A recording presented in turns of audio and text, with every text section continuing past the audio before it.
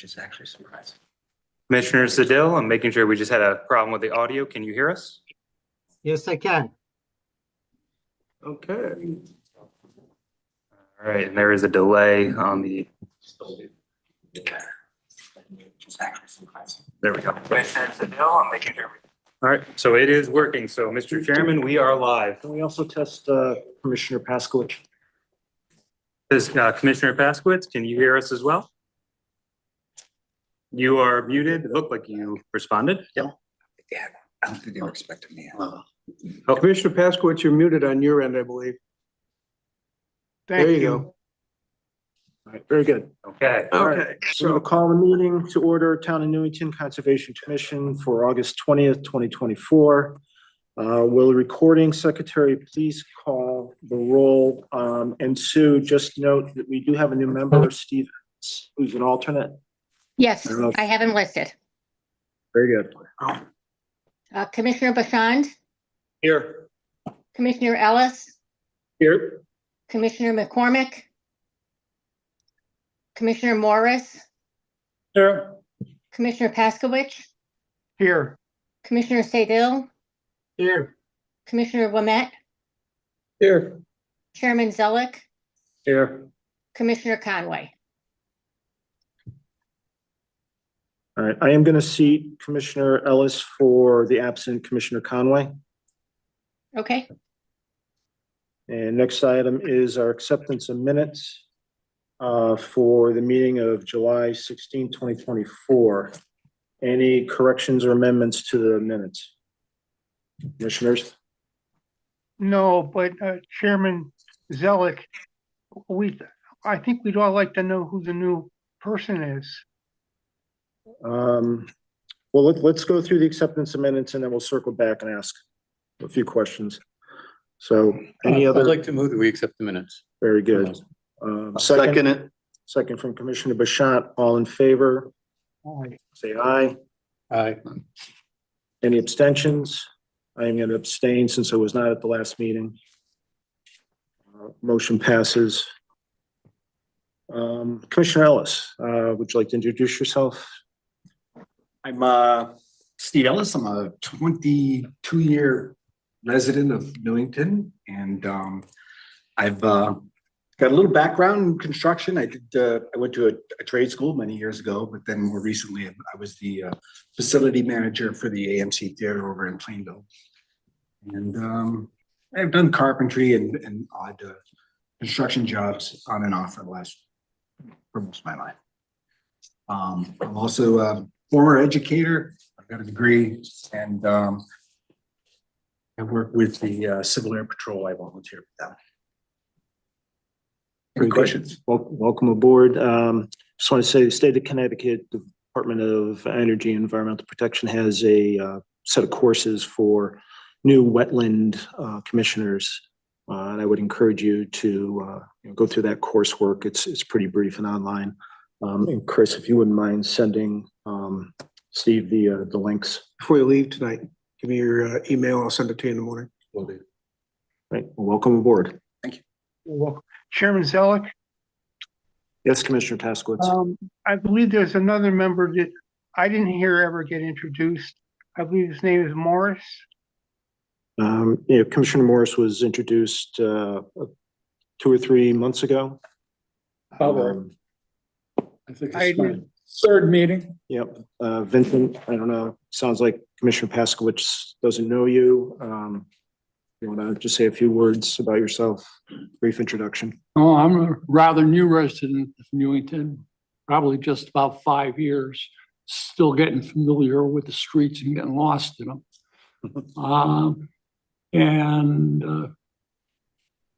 My background, for the Wetlands Commission is really thin.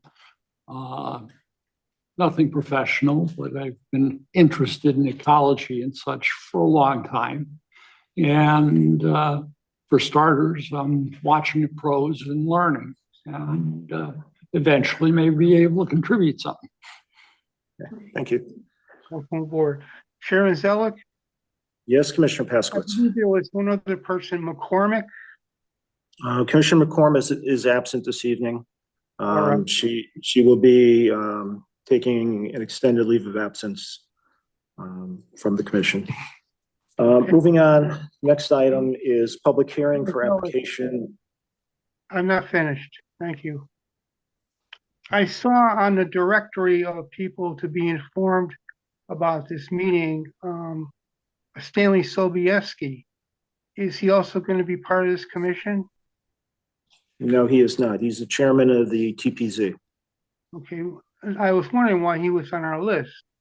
He would be on copy for some of our items because TPZ cannot make decisions on items that involve wetlands until the Wetlands Commission has either approved or denied an application.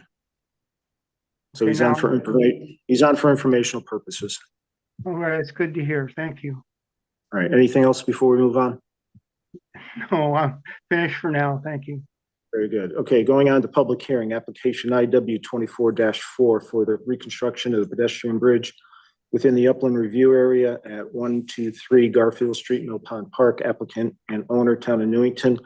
Contact Christopher Zabito. Chris, were there any other materials that the commission had requested or any outstanding issues or items of concern? There were not that I am aware of. All right, so commissioners, this is a public hearing. Believe we've already read the rules for public hearing. Were there any other items that the commission was looking for from the town engineer before we close this hearing? Commissioner Bouchard. No, I just recommended leaving it open to give the public a chance to participate if they chose. Very good. Commissioner Paskowitz or Commissioner Sadell, any further comments on this public hearing? Mr. Chairman, I do not. Yes, Very good. I do, Chairman Zelik. There was quite a lengthy discussion at the last meeting, which I did not attend, but I read the minutes, and between John Bouchard and Chairman Sedil and the town council representative, Gail Bodraco, they seem to be asking the same question in a different manner, and it seemed to go on for quite some time. I don't want to say it was redundant, but I don't think anyone got a clear picture during the beginning of the meetings regarding the tree removal and vegetation removal and the places in which they were going to be left intact or trimmed or not. And that seemed to go on for quite some time. In the past, we've had some site visits as a group. I would recommend in the future, we continue to go back to having a full-scale site visit in the beginning so that we can concentrate on exactly what's being done. In this manner, there's a circle of circumference that was applied to the swing of this crane. It would have been, I would think, prudent for us all to go out and have a painted, line across the pathway on both sides of the bridge as to where this was. We could go out and see it visually and have someone from, let's say, the town engineer or town planner point out the trees and the vegetation that's being removed. I think it would be more adequate and efficient as an observation as a group to do that. That's my comment. I would look forward to doing that in the future. Thank you. Okay, thank you, Commissioner. Commissioner Bouchard, since Commissioner Paskowitz mentioned you had some outstanding questions at the last meeting, are they fully resolved? Yeah. Very good. Okay, so this is a public hearing. Any member of the public wishing to speak can come forward and state their name regarding this project. Okay, seeing nobody in the room wanting to come forward. Chris, do we have anybody online? We're looking into that right now. Participants. Yeah. And go to attendees, and currently there is no one under attendees, so there is no one online with their hand raised. Because there's nobody online. Okay. All right, so with that said, then, can I get a motion to close the public hearing, and then after we'll move to old business and vote on it? I'd like to make a motion to close the public hearing. Do I get a second? Second, Commissioner Pascal. Second from Commissioner Paskowitz. All in favor, say aye. Aye. Any opposed? Any opposed? Any abstentions? Motion passes unanimously. We'll take this to vote under old business. Moving on to participation on non-agenda items. Each speaker is limited to 2 minutes. Any member of the public wishing to come forward and speak about any item on the agenda, or excuse me, any item that is not on the agenda. Mr. Chairman, I would like to invite the new town manager to come up and address the Conservation Commission at this time. Thank you. Please come forward, state your name for the record. Thank you, Mr. Chairman. My name is Jonathan Altschul, and as of 7 days ago, I'm the new town manager of Newington. It's a real honor and a pleasure to serve. Newington is just a fantastic place to live, work, and play, and I'm humbled and grateful to be part of it. Anything I can do, I mean, you're in very capable hands with Chris and Paul, who I've had the pleasure of getting to know really well very quickly over the last week and a half. You're in very capable hands with them as your liaisons and your guides. But if there's anything I can do in the town manager's office to help your work and support Paul and Chris, you know, please don't be a stranger. And also want to thank you, all of you, for your service. You know, it's volunteers like you who are the backbone of the community. And, you know, again, I'm humbled and grateful to be able to work alongside passionate, civically engaged people like yourselves. So I'll leave it at that. But if you have any concerns about, you know, the town, you know, don't hesitate to look me up. Okay, and the last name again was? It's Altschul. There's been a lot of questions about this. My last name means in German, it means old school, and that might be the best way to think about it. So Alt means old, Schul means school. So when you think about it that way, Altschul, old school, it's actually perfectly phonetic. So Very much appreciate you coming and introducing yourself this evening. my pleasure. Thank you. Thank you for coming. Any other member of the public wishing to come forward at this time?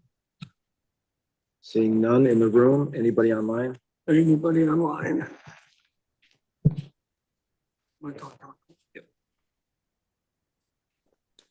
We still have 0 attendees online. Very good. Moving on to new business, application IW-24-13 to construct a 44-unit residential project and associated infrastructure within the Upland Review area at 220 Kitts Lane, 226 Kitts Lane, 226 Kitts Lane Rear, and 244 Kitts Lane. Applicant contact Patrick Snow, owners, 220 Kitts Lane LLC, 226 Kitts Lane LLC, Kitts Lane Small Parcel LLC, and Kitts Lane Large Parcel LLC. Application IW-24-13. If the applicant is here, would you please come forward, state your name and address for the record.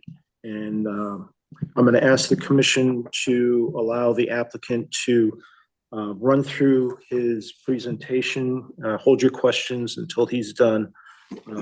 This seems to be a rather large project, so I'm sure there's going to be many questions, but we'll let him, you know, get through it in one first pass.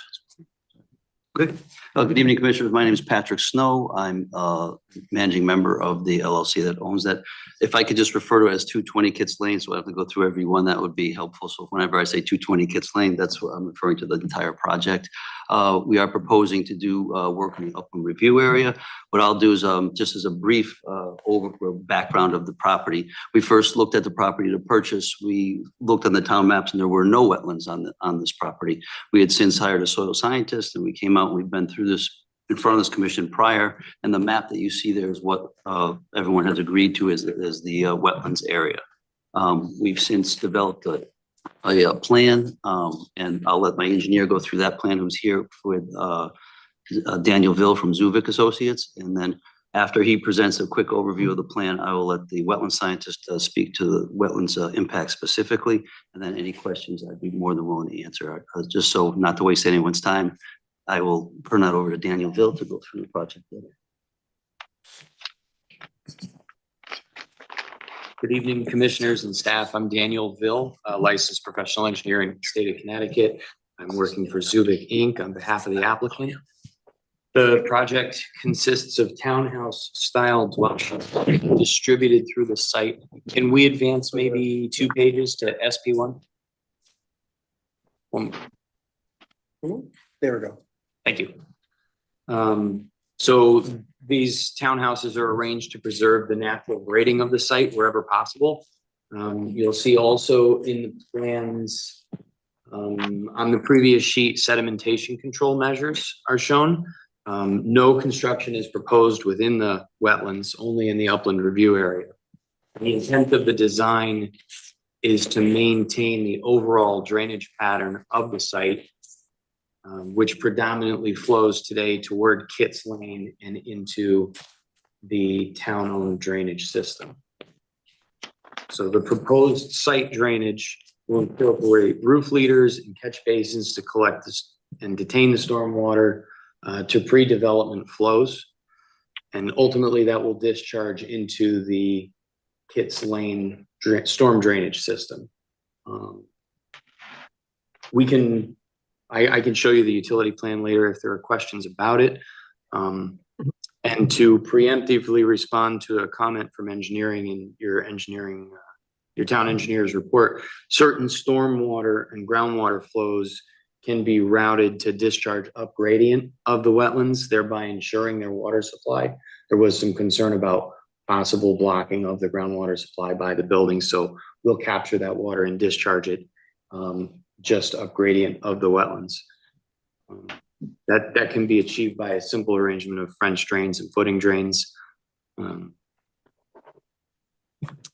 We can show these schematically on our next utility plan submission. So for the next meeting, you'll see them laid out.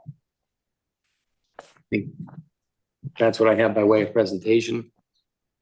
If you have questions that you Let like them me go to to the end, address. so let's. You want to? Yeah.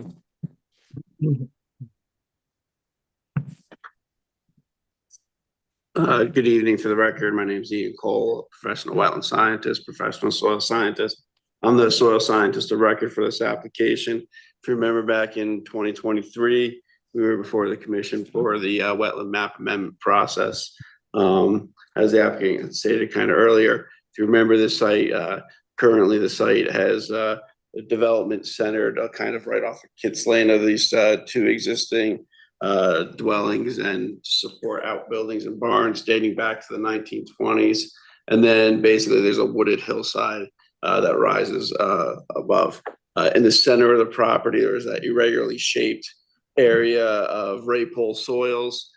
Basically, it's a function of thin soils at the bottom of the base of the hill. And realistically, the functions and values of this wetland predominantly are, an expression of groundwater discharge.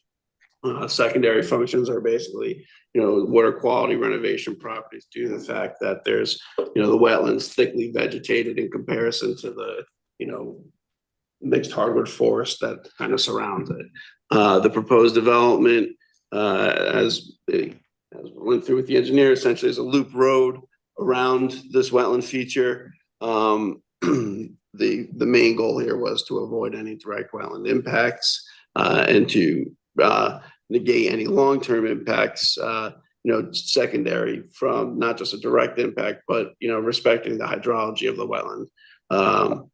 There was some concerns brought up and issues brought up by town staff that were addressed by the engineer, which basically was, redirecting the footing drains and current drains of the dwelling unit 25 through 28 to discharge back to the wetland to make sure that that water was accounted for in the water budget for the wetland, which was an easy solution. But otherwise, the development demonstrates that it's got no direct wetland impact. The development will not change the holistic functions and values of the wetland post-development. Essentially this wetland feature is an expression of as a topographic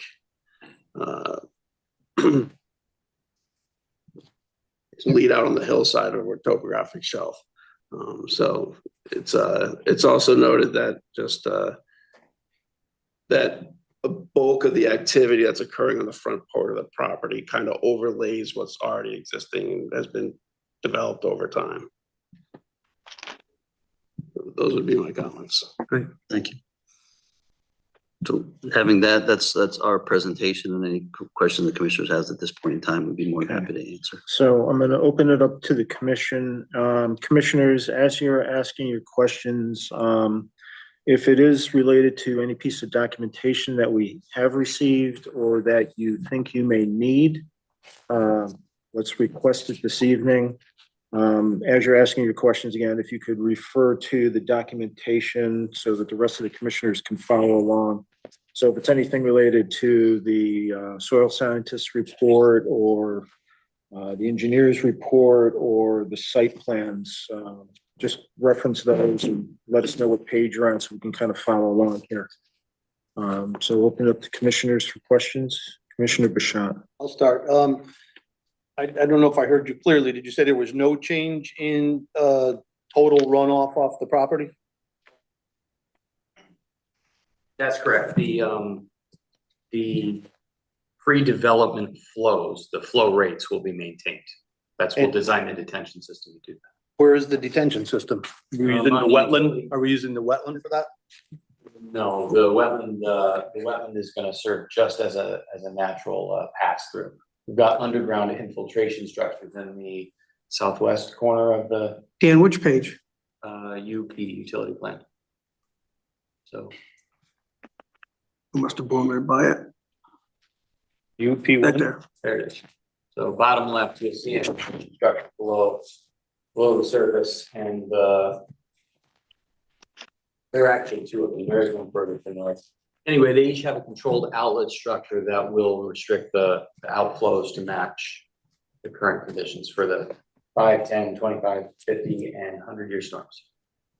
Do you have, off the top of your head, do you know what the total impervious here is? I think it's listed actually in that chart on the top corner of SP1 right there. And it's also mentioned in the drainage report.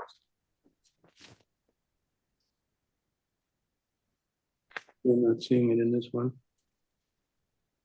It just seems like a lot of impervious area to be controlled by that one filtration system, but you said there's more than one, or one detention system? There's two, that's correct. There's one on either side of the driveway.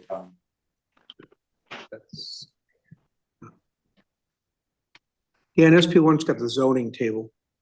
Did you have that information that Dave's looking for on a different sheet? Sorry, the impervious area? Yeah.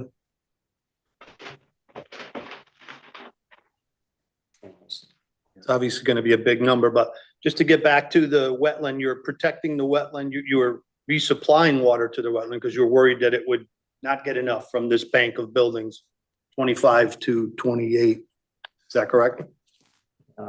Yeah, there will also be weep holes on the retaining wall, and the roof leaders from 18 to 22 are also a good source of water that doesn't have to be. So you're actually worried about not enough water getting into the well? And these are the measures? No, not because it's groundwater fed. So that wetland seepage point is still below any of the activities up above. So, basically it's a function of gravity, right? Physics. The groundwater is still would go around it regardless, but they're gonna put those systems in place. The topography is such that a lot of water is coming off the surface though, too. There's not really there, because it's all forested, so there's no points of concentration of surface water runoff coming into that wetland. It really is at the base of the slope. It's these ephemeral weeps that are kind of seeping out at the toe of slope. Basically, that glacial till landscapes meeting the outwash, and where you have that interface at the toe of slope is where you basically have the wetland that forms. Just looking at those topo lines, I would think it would be pouring in there, but. Yeah, it's really not, what it is, the commercial site that's developed up above it, they kind of have this road that funnels a lot of the water. It's running through their site and kind of down towards the gutter flow at Kits Lane. Yeah, from the south side.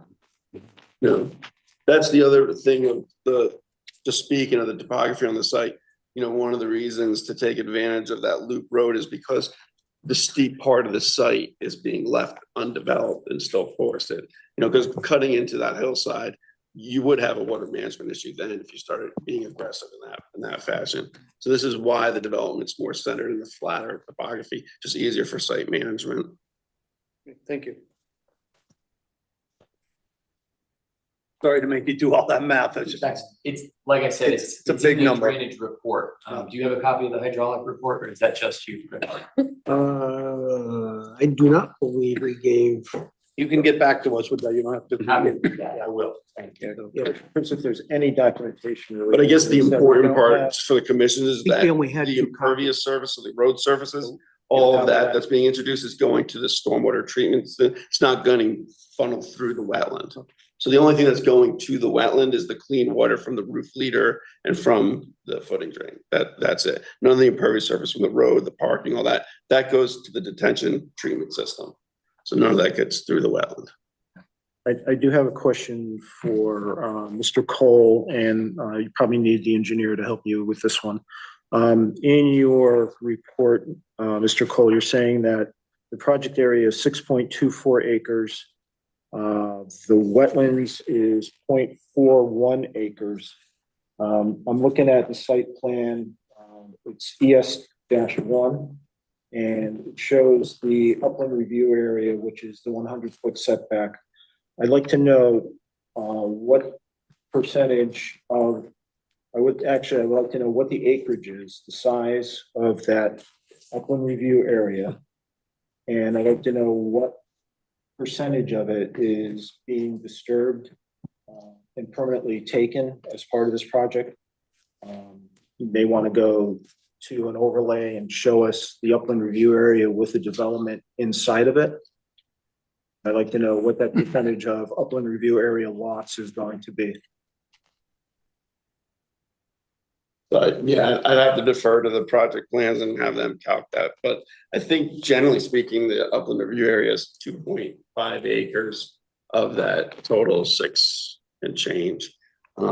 As to what the percentage of that upland review area that's converted from, upland review area now to, development. Again, yeah, I'd have to defer to that. We can calc those numbers for you. That's 2.5 acres of upland review area, not including the wetlands itself. Correct. Okay. I believe that's good. We'll confirm those two numbers for you though.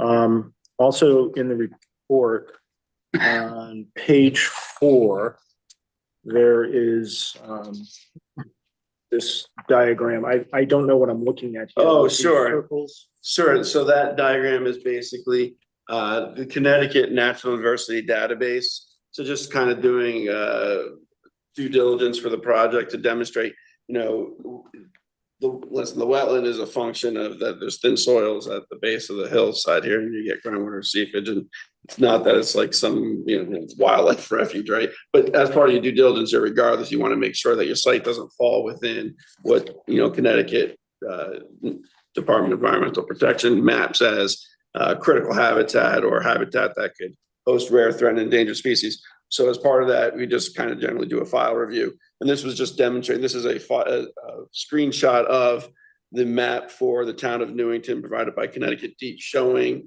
the polygons where there are known locations for rare, threatened, endangered species. And this is demonstrating that our site is far removed from those areas and they don't exist. So basically, it's just providing evidence to say that there's no rare, threatened, or endangered species habitat mapped or known to occur on this site. In a broader view, you said something about polygons.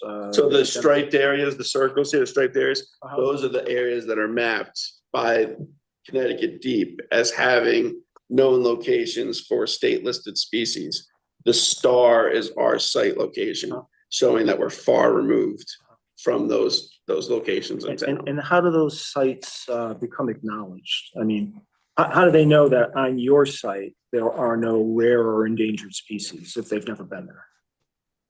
These are the maps these are the baseline maps that are provided by Connecticut Deep to do, initial investigation for. So if you needed a state permit, your permit may request to do those types of studies, but absent of those, yeah. All right, so this is kind of a best guess that there's no rare or endangered species. Because there's no way of them knowing without going there and taking an inventory, right? Correct. They would know if there was critical habitat on the site, but through the use of air photos, and they have the site. the same way the NRCS has mapped the site for soils. You know, at some point, someone's been everywhere. So I'm gonna kind of take issue with what you just said, and not like, you know, confrontationally, but previously I heard that no one knew that there were any wetlands on this property, and then you came forward in 2023 and asked for map amendment. So if they didn't even know there were wetlands there, how would they know whether? The town didn't know there was wetlands there. Right. The soil mapping shows there's wetland soils there. And also Right, the but the town's map is based Fish and on. Wildlife Service mapping shows there's a wetland polygon there. The town mapping just didn't. Right, so if the town didn't know, then chances are, you know, the state wouldn't know that there were critical habitat there. No, in this case, he's saying the state did know that there were wetlands. Right? Isn't that, is that what you're saying? The town of Newington's official wetlands map prior to us doing the wetland map amendment did not show a wetland on our site. Right. But if you looked at the soil survey, and if you looked at other resource mapping, there was a signature of poorly drained soils in the center of that site. Okay, so. So that we're in conflict. So Those other mappings were taken by who? The national. National Resource Conservation, the USDA Okay. does one of them, the US Fish and Wildlife Service does the other map. So Chris, I'm kind of hearing a discrepancy here between other maps and our town map. This is a true statement. Okay, do we have any way, you know, going forward to rectify that so that? Well, that's Ian's function here. He mapped it by doing an on-site investigation. Yeah, I get that. Okay. I get that, but, you know, they're saying that, you know, it was already known that there were wetlands there, but the town didn't know that. To be honest with you, I'm not clear on where our wetlands maps originally came from. They date back long before any staff member. So they've just been perpetrated through time and added to the GIS as a resource. So we tell people who are making applications for any kind of development that our GIS is a guide and that we'll hold it as true until proven otherwise, which is basically what Ian has done by doing the on-site investigation. So if we had a property that we had suspicions of, this is the process we would go through. Other Chairman commissioners? Zelik, could I expand on your interest?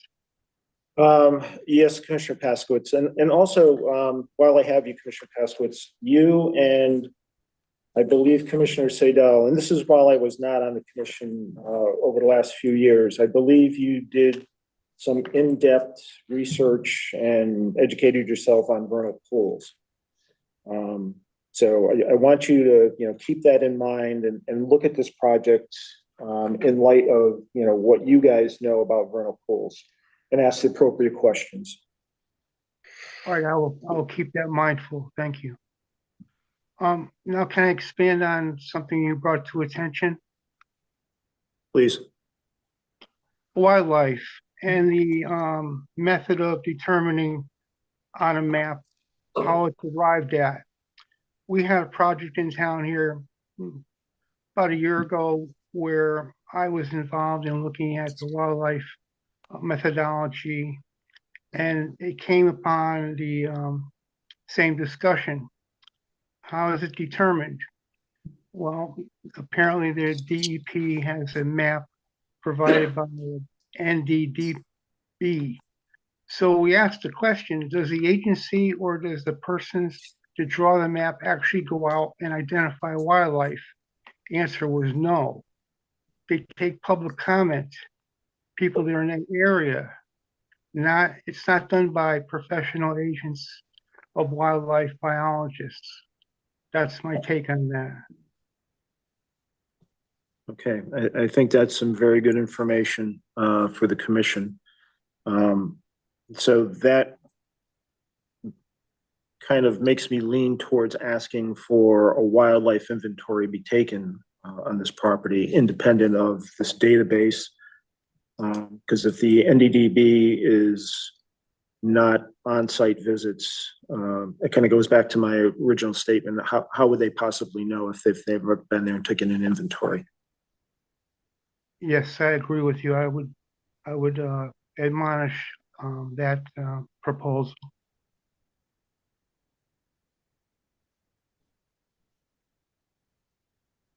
Mr. Chairman, if I may, of you. Commissioner Sadell? Yes, thank you. Can you go back to the map? We showed the project. So a few questions. I'm assuming nothing in the wetland area is going to be disturbed at any time in the demarcation of the wetland.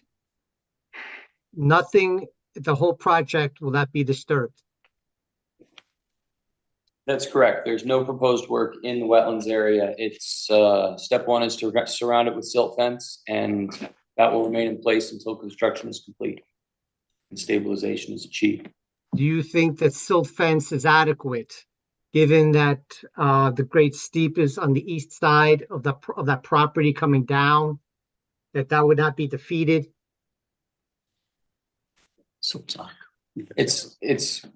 It's my opinion that you could reinforce it in certain locations on steep grades with a compost or straw wattle or filter sock. So there's locations where we can add measures, and we can make those adjustments also in the field if we find that something gets compromised. The majority of the water in that location, as I understand, is coming from groundwater and not from surface runoff. So after this development is built, what's going to be the containment? I mean, the vegetation in that wetland is going to want to grow over time, especially during the spring and summer months. How is that going to be maintained over time? Okay, you're all done with the project. What are going to be the HOA, if you're going to have one? What's going to be the resident responsibility of, controlling the wetland, or how's that management plan going to be in place after all said and done? It's a landscaping plan that's managed to the HOH. Yep. But we would present a landscaping plan that would present any maintenance that would be required in there. But our overall goal is to not do any or do minimal in that area. Yeah, I understand, but what after the fact, when all said and done, things tend to grow, or you get invasives, heaven forbid, and how is that going to be managed over time? The homeowner is going to be responsible for that, or just how to maintaining? Well, to be clear, this is proposed as an apartment complex, so it would be the owner of the property that would be maintaining it.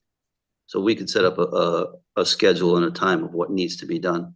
But again, our overall goal is to not do anything, just like today, let the wetlands exist and to be, and to not disturb as little as possible.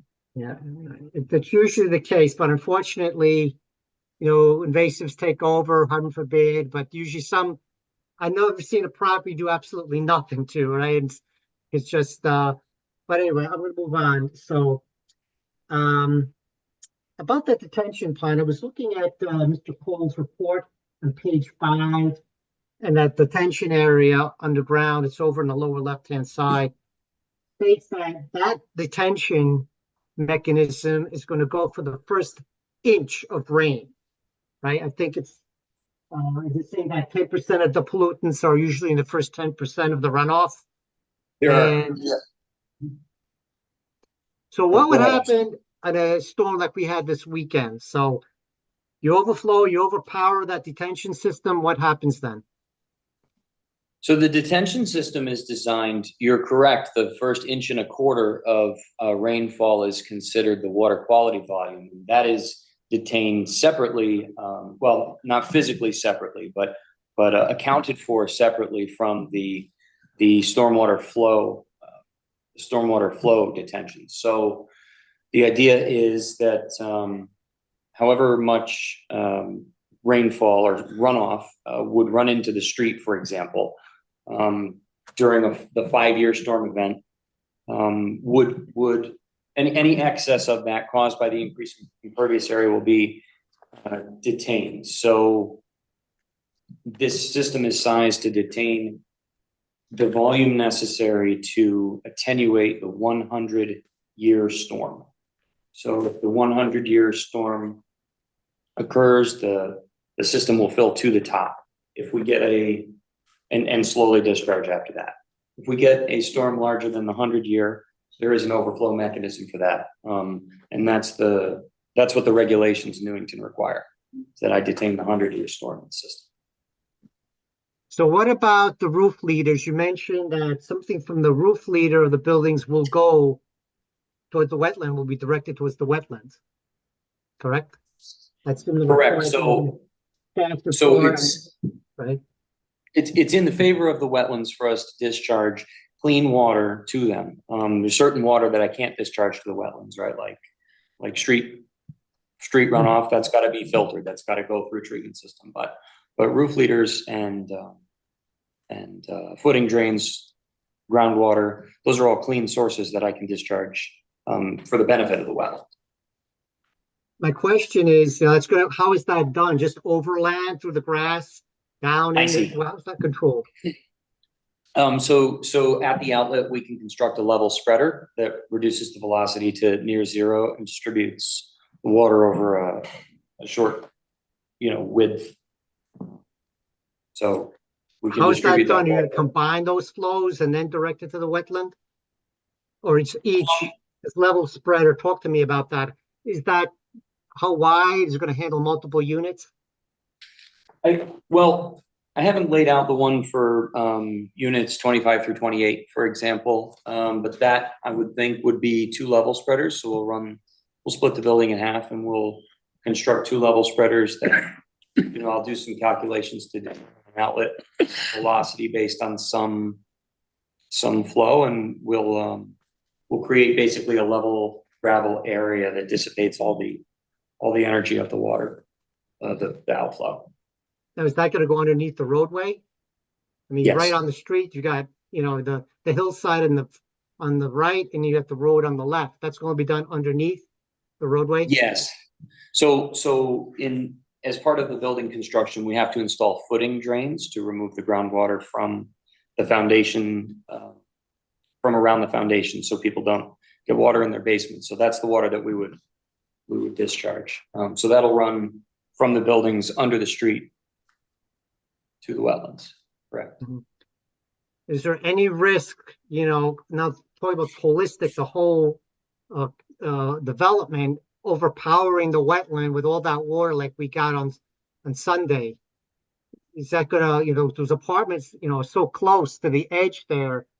I don't think you have infinite volume there to handle all that water at once. And what could that velocity get to the point that, what's the velocity of that water going to be on a real downpour like we had on Sunday? I would suggest that the position of the grading and the looped road would de-energize surface flow coming off that hillside. So it actually would protect it in some manner from surface water runoff. But keep in mind that, as was discussed, that, increased flows are going to go towards that detention basin. They're not going to go towards the wetland. And the only thing that's going towards the wetland is the minimal amount of lawn that's, on the down gradient side of the proposed development. And the footing drains. So about those units 25 through 28, what would you consider, what's that made of? Is that like basalt rock that's over on the east side there, right to the right of those units? It's Weathersfield loam, dense till material, so, basically 2-3 feet down, you start getting into more dense, substratum material. But it's been, you got a glacial till hillside that comes down into an outwash plain. So sandy or silted soils down below where it's flat, loamy, tougher, tighter soils up top on the hillside. And keep in mind, most of the development's down in the bottom area where the topography is not That's so my steep. concern. Could there be some cascading? That's a very high drop. You want to stay away, but how high feet wise is that on the right hand side when you have a horrible downpour? You're gonna get cascading. Yeah, you got the wetland is ground fed, but I've seen when you have a very big downpour or snow melt, you have cascading of water. Oh, how's that going to impact? I realize I'm getting the upland review area, but what's the plan for that?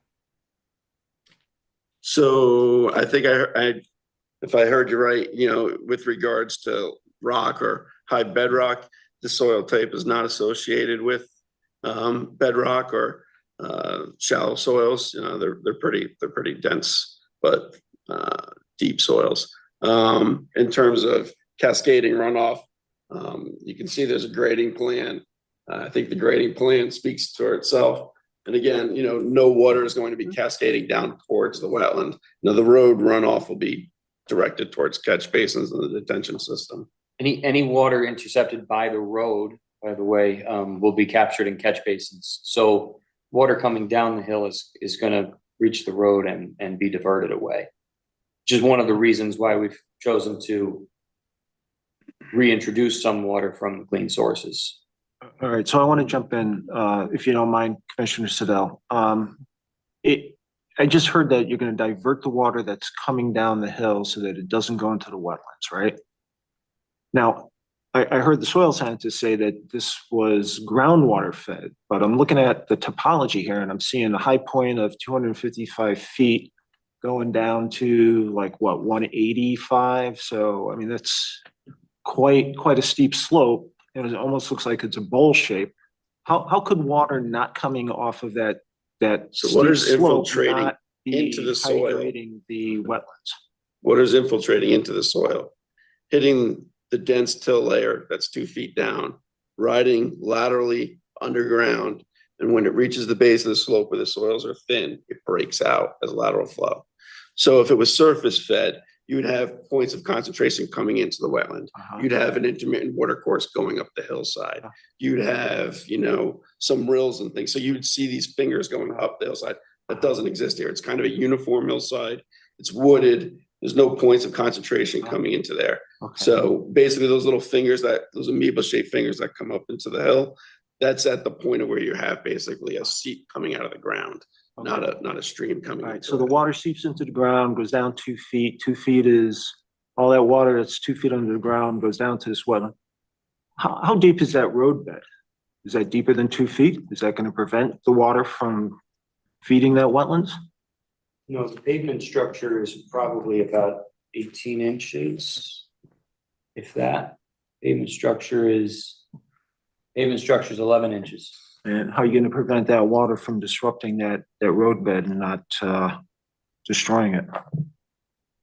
The material that we've selected is free draining material. It's process aggregate based. Yeah, well, common sense, I'm looking at this thing and it's a wetlands and you're surrounding it with a bituminous road. I just have serious doubts that the hydration is not going to be affected of that wetland. All right, now I want to zoom in those units 18 through 22. Those look like they back up right against the wetlands. In our regulations, we ask that a vegetative buffer between 50 and 100 feet be maintained between any kind of development, any kind of disturbance and the wetlands. Can you tell me how close are those units to the wetlands? I believe they're approximately 20 feet. And what's to prevent someone coming out the back door and, not intruding into the wetlands or disrupting the wetlands or, it just seems like, you're gonna come 20 feet out of your back door and there's wetlands? Are you saying, again, these are apartments where they don't have homeowners that are out there doing their yard work, et cetera. So I have a few other apartments around and we very rarely get people out there doing things like you're describing. Now, as homeowners, if they were for sale, I would agree with you. That's a harder thing to enforce. But it would look like a wooded area with a thick shrub understory. All right. Do you have other apartments that are built this close to a wetland? Built, yeah, like in Berlin. You do in Berlin? Can you give me an address? Because I would like to look at the map.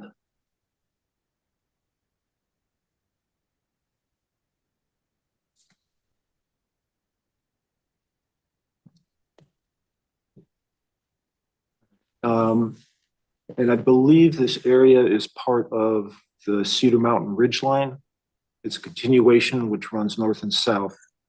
Now, from my prior experience in the commission, we had Toll Brothers trying to build on this ridge line. And part of what we learned as a commission back then was that vernal pools liked to be situated on basalt ridge lines.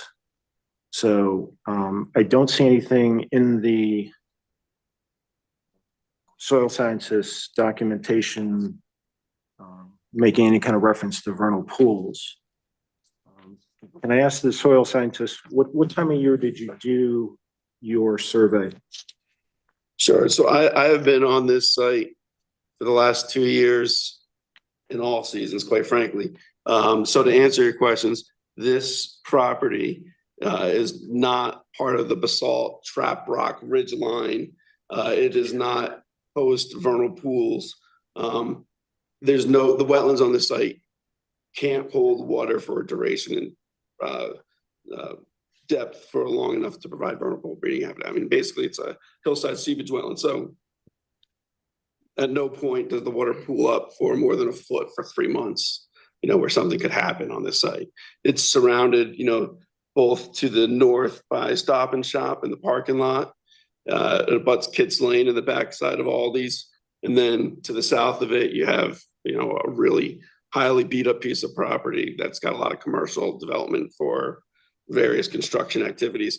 And then above the property up on the hillside, you have a large residential subdivision. So this site is kind of geographically isolated by some of those trap rock ridge lines that are of concern. Those certainly are a vector for rare, threatened, endangered species, vernal pools, but that's absent of this site. Okay, so again, what time of year did you do this survey? I could go back through and we can get those answers for you, but I've been on this site during the vernal pool breeding season. I've been on this site in March. We've looked for that stuff because, Pat's pretty smart about developments. He does a lot of due diligence before getting as far into the road. So he likes to avoid those type of things. So we certainly looked at it, but I didn't do a pointed vernal pool survey because one wasn't warranted because that habitat doesn't exist on the site. There's no feature on the site where you would suggest to yourself, hey, I want to come back here and look at this. Thank you. Chairman Zelik, can I jump in on something? Sure, go right ahead, Commissioner Paskowitz. Referring back to Commissioner Siddell and his interest in buildings 25 to 28 and the water discharged from those buildings. I believe you said that there are footing drains that are going to go under the road towards the wetland. Is that correct? That's correct. Yes.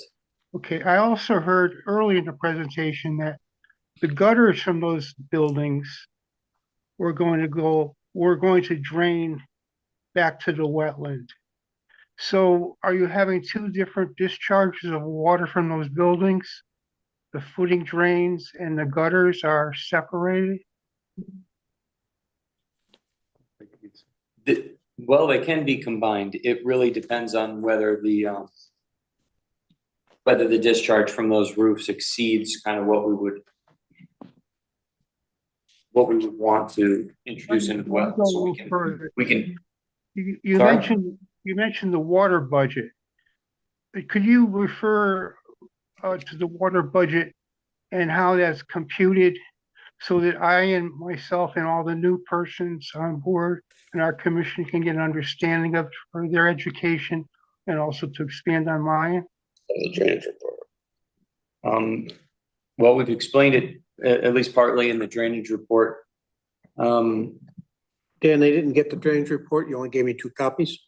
So they haven't had that information yet. Okay. So when we talk about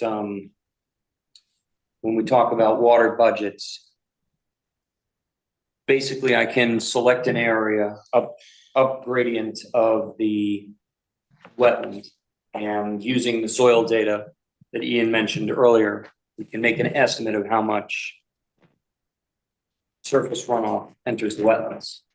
From there, I would route certain root leaders to the drainage system and certain ones out to a level spreader, for example, to maintain the similar flows that those wetlands would receive in a rain event.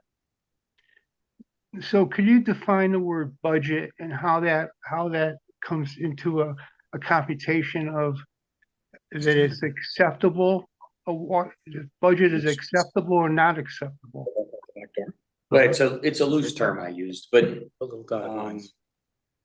That's I guess from a high level, you want to make sure you're not flooding the wetland and you want to make sure you're not starving the wetland, because that would result in an overall change or a negative impact to the wetland. In this case, knowing that the wetland is driven by groundwater discharge and we're not, necessarily concerned about stealing water from it from a surface water runoff perspective, because it's still going to maintain that groundwater discharge. That's what maintains this wetland. That's why there's part of the reason why there's a balance there too. So if you could tell me how many apartments are going to be discharging water back to the wetlands? I don't have an exact number right now. I haven't routed the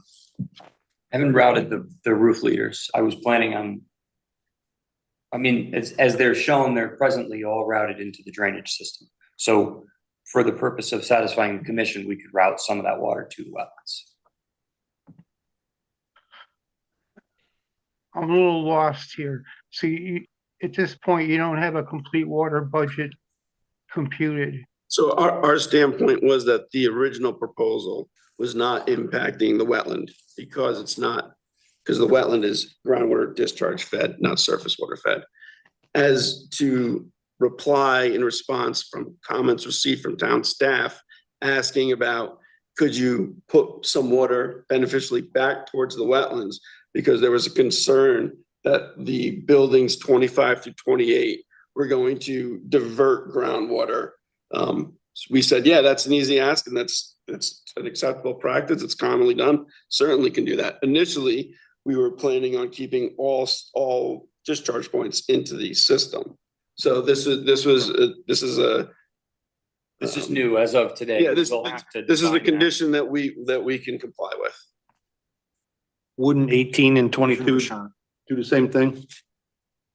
Interfere with that groundwater? Is that the other two that are up in the hillside corner? My eyes, I just can't see that. No, 18 through 22, the other bank of buildings just north of the one you're attenuating. Those aren't really up gradient. Yeah, they're kind of on the They're same. up gradient from the wetland, obviously. No? They're kind of like, they're kind of on the same topographic gradient. They're not really up gradient. So if you look really at the contour lines, the only ones that I would suggest are really up gradient are 23, 24, and then 25 through 28. And 23, 24 would intercept water that's going to the swale by Stop and Shop anyway. Yeah. That's why I didn't bring that to Dan's attention.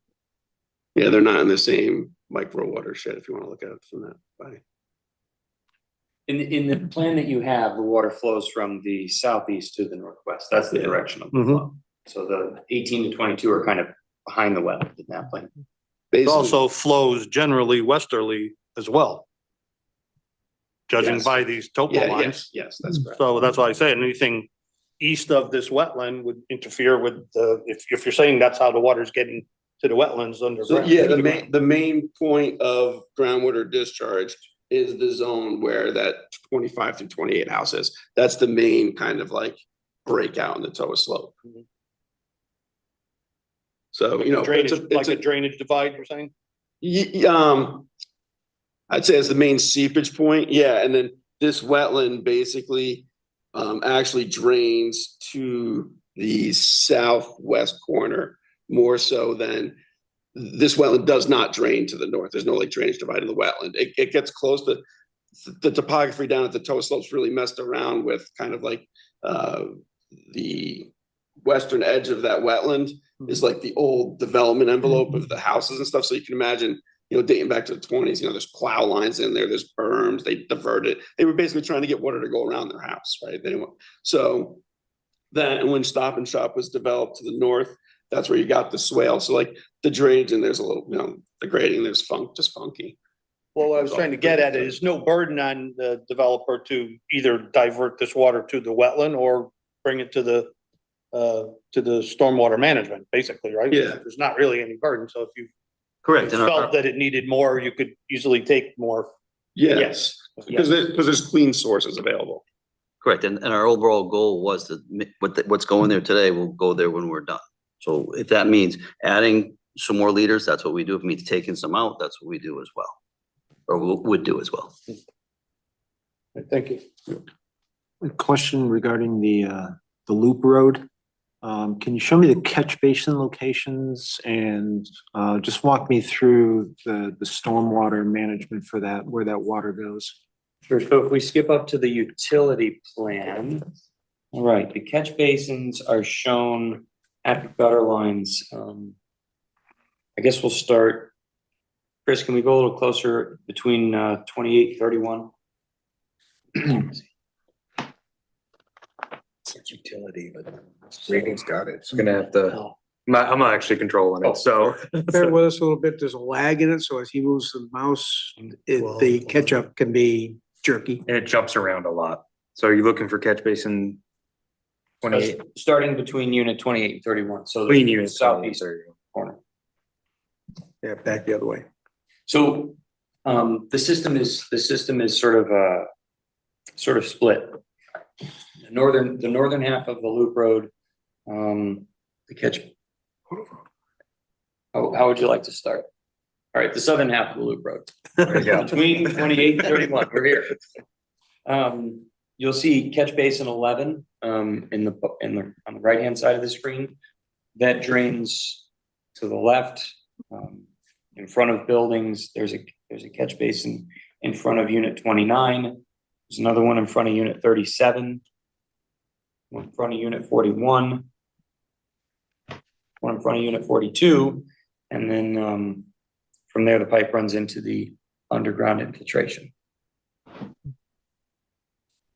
Continuing clockwise around the street, there's catch basins on either side of the intersection. And there's also a catch basin in a grass area down gradient of the wetlands. So if there is any surface flow from wetland area, it can be captured at that catch basin 19 or yard drain, as it were.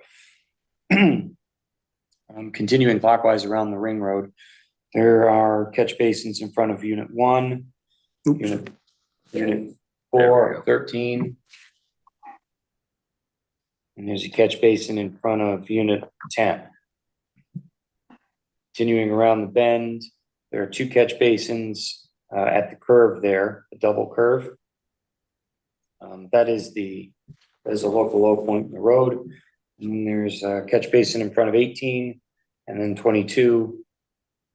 So after that is, there's two before we get to the sort of level section at the top of the hill. So 14 total. Is that? Yes, there's 14. That's correct. No, there's 19 catch basins. There's also a couple at the bottom of the driveway. Before we get to Kids Lane, so we're not discharging out onto the street. Showing this. At the northernmost point. A little more. The damn windows in the way. They all tie into the other catch basin, so it's a continuous loop, or? No, I'm sorry, it's not a continuous loop. So there's a break between catch basin 11 at the southern tip and catch basin 10. So there's no drainage pipe in the street in front of 28 to 25. Okay, so it's kind of a rock shape.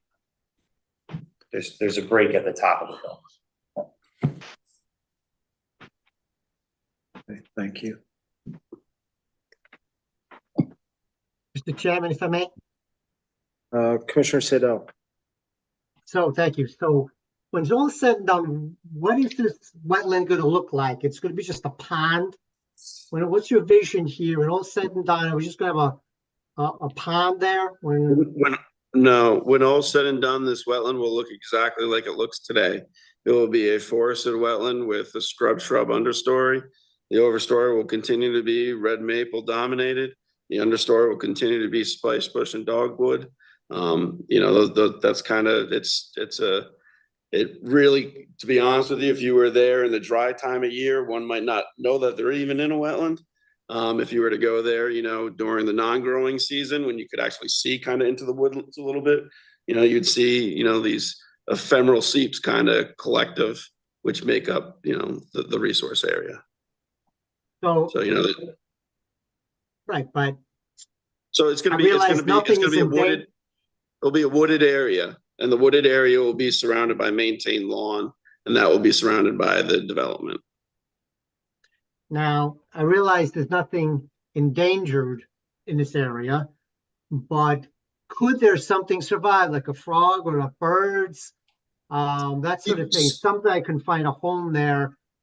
Now that it's There- sort of there- surrounding, protected. Sure, yeah, no, I mean, you know, all, like any of our wooded landscapes, you know, the Connecticut generalist habitat, there, that will be visited by songbirds and, you know, you can go into any forested landscape and find wildlife. You'll be able to find it in that area also, you know, after development. One final You- question. Go ahead, someone's speaking. Go ahead, Commissioner Siddell. No, my final question, we shift gears here. When you came last year to the map amendment, there was a concern of a water course, right? That was coming from this wetland down into Fen Road. And I know town staff went out and convinced themselves that this was just a periodic, intermittent strip, if you will, but not a water course. Can you give me an update on that? Do you recall that conversation from back from last year? Yes, and this design accommodates that additional overflow in those extreme events, which I believe is detailed. If you look at the map, you know, kind of opposite of the entrance, there's a large yard drain listed as catch basin 19. That's installed specifically to capture that flow, which essentially now that flow kind of goes into, you know, what might have been a grassed area previously, but now it's kind of been revegetated with, you know, goldenrods and some catalpa trees and stuff. There are saplings that are going up in there. You know, when this is developed, it will be lawn and, you know, will there be, you know, you have a 7-inch rainstorm, I would imagine you'd have flow coming from the wetland down to that catch basin in the 7-inch rainstorm. And then after the rainstorm, it would go back to just being lawn, you know, so similar to as it functions today, it would function, you know, with the development the same way. Thank you. I'm good for now. Thank you. Chairman Zelik, Commissioner Siddell, or excuse me, Commissioner Paskowitz. I'd like to refer back to your request for a professional wildlife scientist or agent to look into this property and harness in on, hone in on any wildlife that may be of a significant value.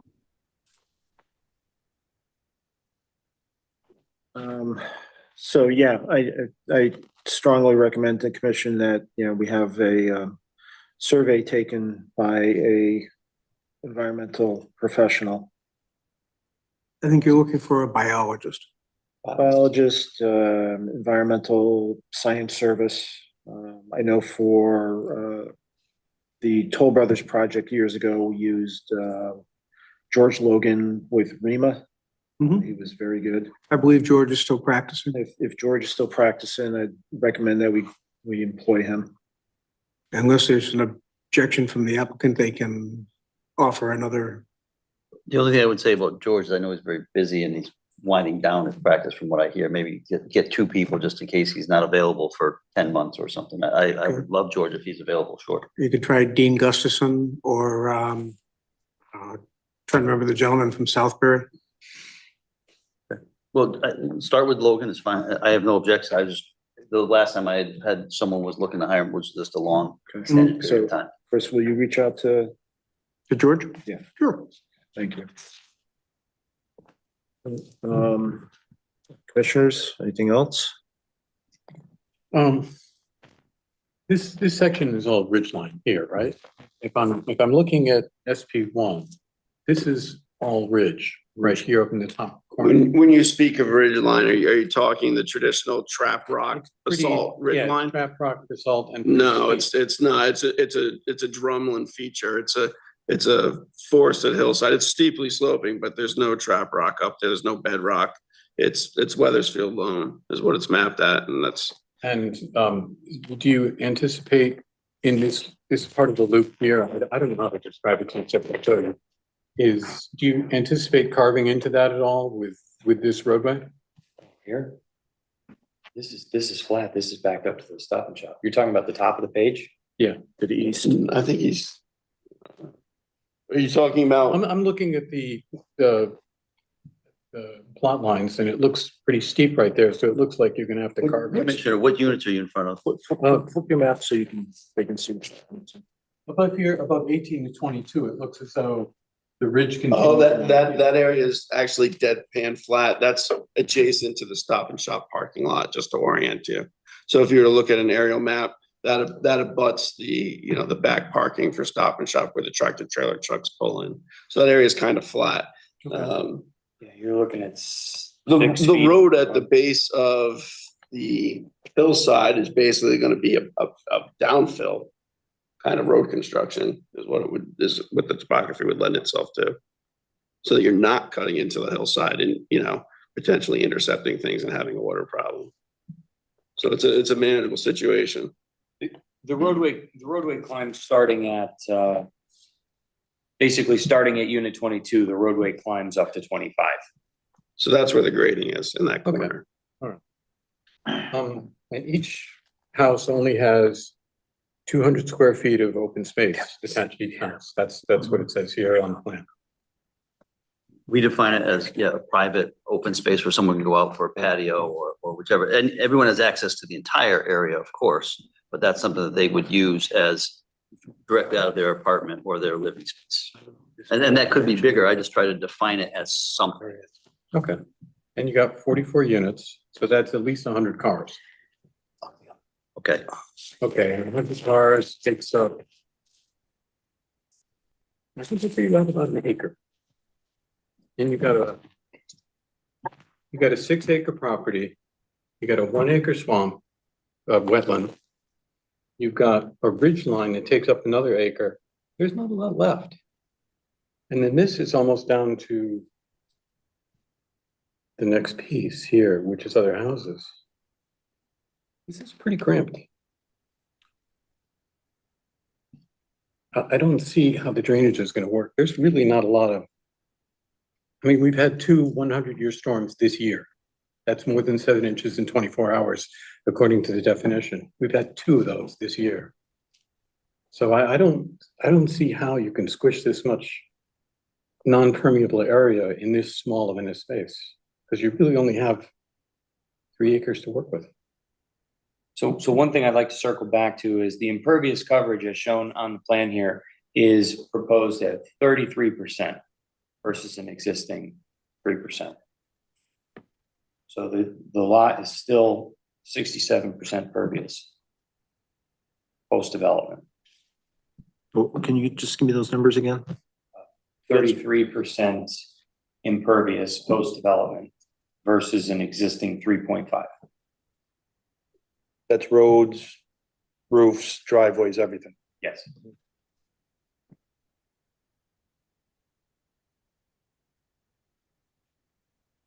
Is there a standard number that you usually try to work with in development? What's considered too high? It depends on your zoning regs. That seems somewhat reasonable, considering. It is, Yeah. it is, in my opinion. And it depends where you are. I mean, if you go to city, it's a very different calculation than you are if you're in a suburb. So we try to take that into account with, again, keeping the wetlands, making it healthy, keeping the feature. I mean, honestly, from an apartment, that's a nice feature to people to look out and creates privacy, it creates a community. So that's, we had no intention of ever losing that wetland. We wanted it to maintain it and to enhance it. So that's where the calculations come from.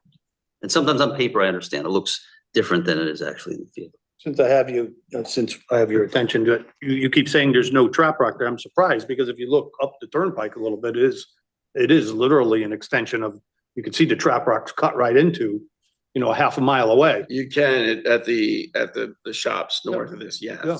But that ridge line then goes from trap rock and this is a lower part. But there's no ledge or anything. Glacial till.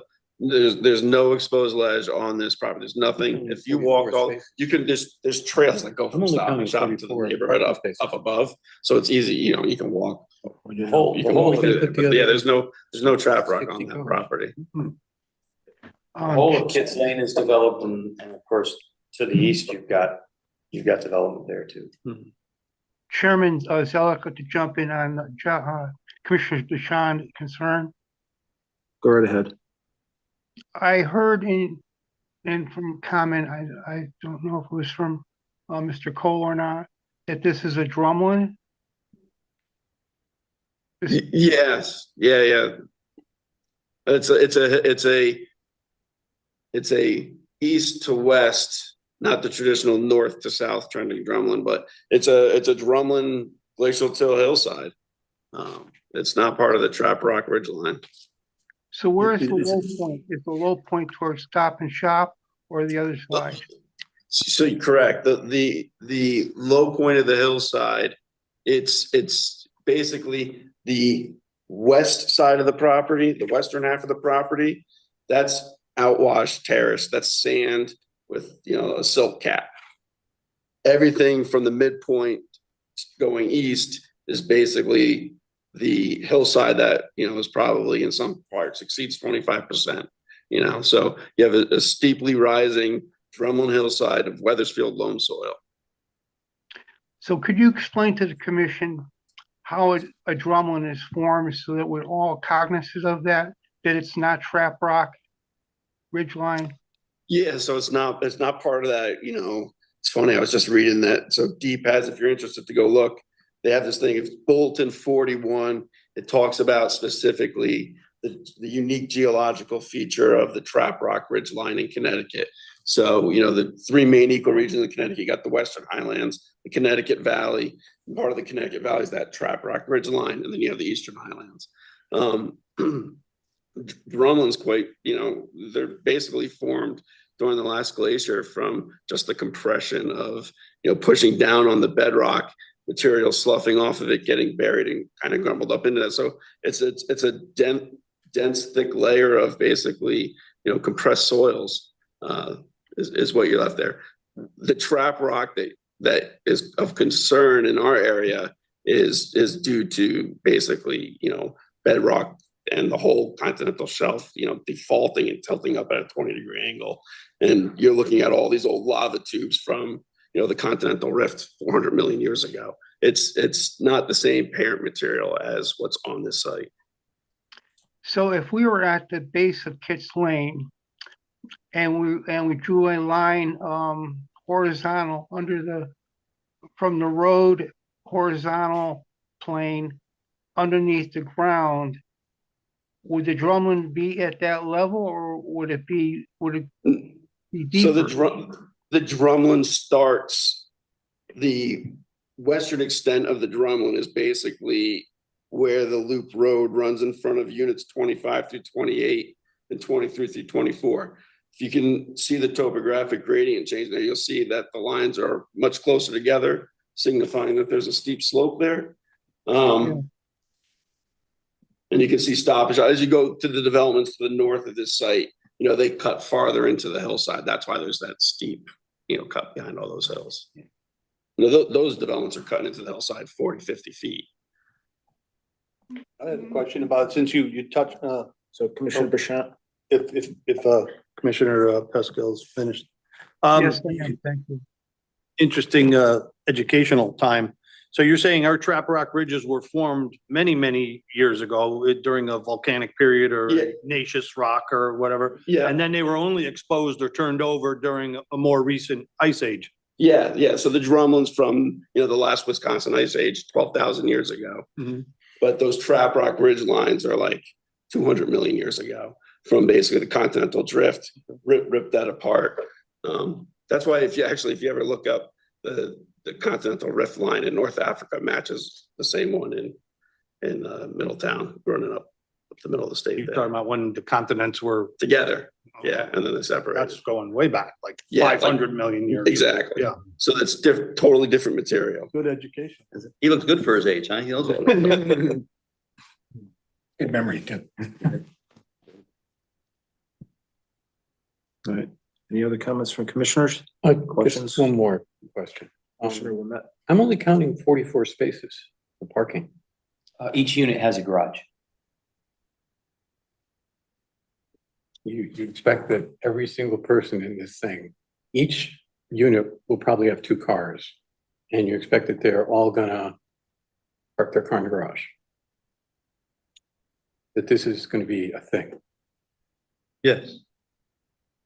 Okay, yeah, I was counting, I figure 100 cars, 44 units.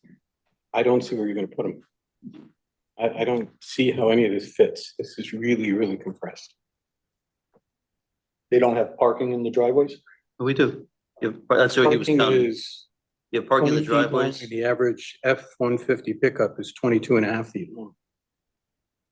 But our thought was on the project, we have a garage that would be utilized, a spot in front of it for the tenants. There are 2 bedrooms and 1 bedroom, so you're not all gonna have. I think your number of 100 cars is a little high unless people are I think it's collecting a cars, little but low, but that's. yeah. that's just me. But again, I think the parking regulations are 1.5 or something like that per unit. So we definitely would meet that. But anyway, our thought process was, and I've done it before and had experience in Berlin with that, where you have a car that the people definitely use the garage and they use the spot in front of it. And then if they had excess, potentially use a spot in the street or something like that. What spot in the street? Yeah, we have to look at that if there's. There's spot no for spot side. in the street. Agreed. I'm right about this. There are no spots. in the street. You're correct. You're correct. It would just have to be said. But right now, if we looked at that parking, it would be 88 spaces in my calculation. All set. Yeah, sure. Okay.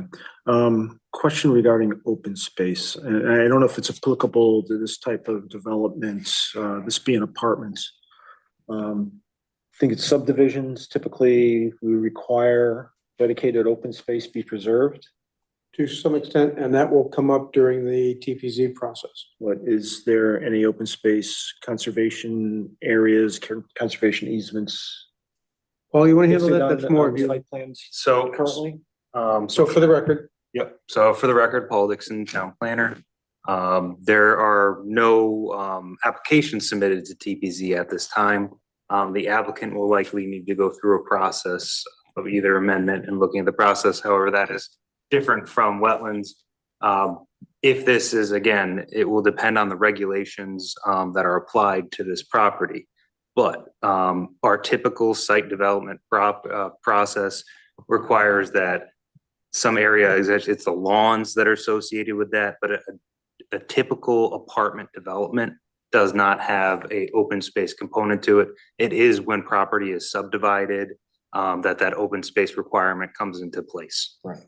And my understanding of open space is it has to be usable space. It can't be a steep slope or wetland. So historically, in looking at some of the applications that have been approved, a lot of conservations do have wetlands as part of them. But what is our definition in our town? I would have to look specifically at that. I don't have the answer this time, but I can get that for you. I believe we do not allow steep slopes and wetlands to be included in open space calculations.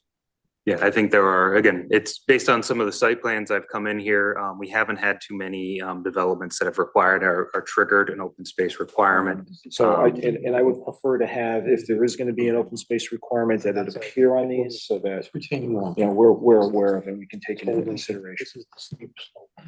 Yep, so right now I can say that the applicant has just applied to wetlands.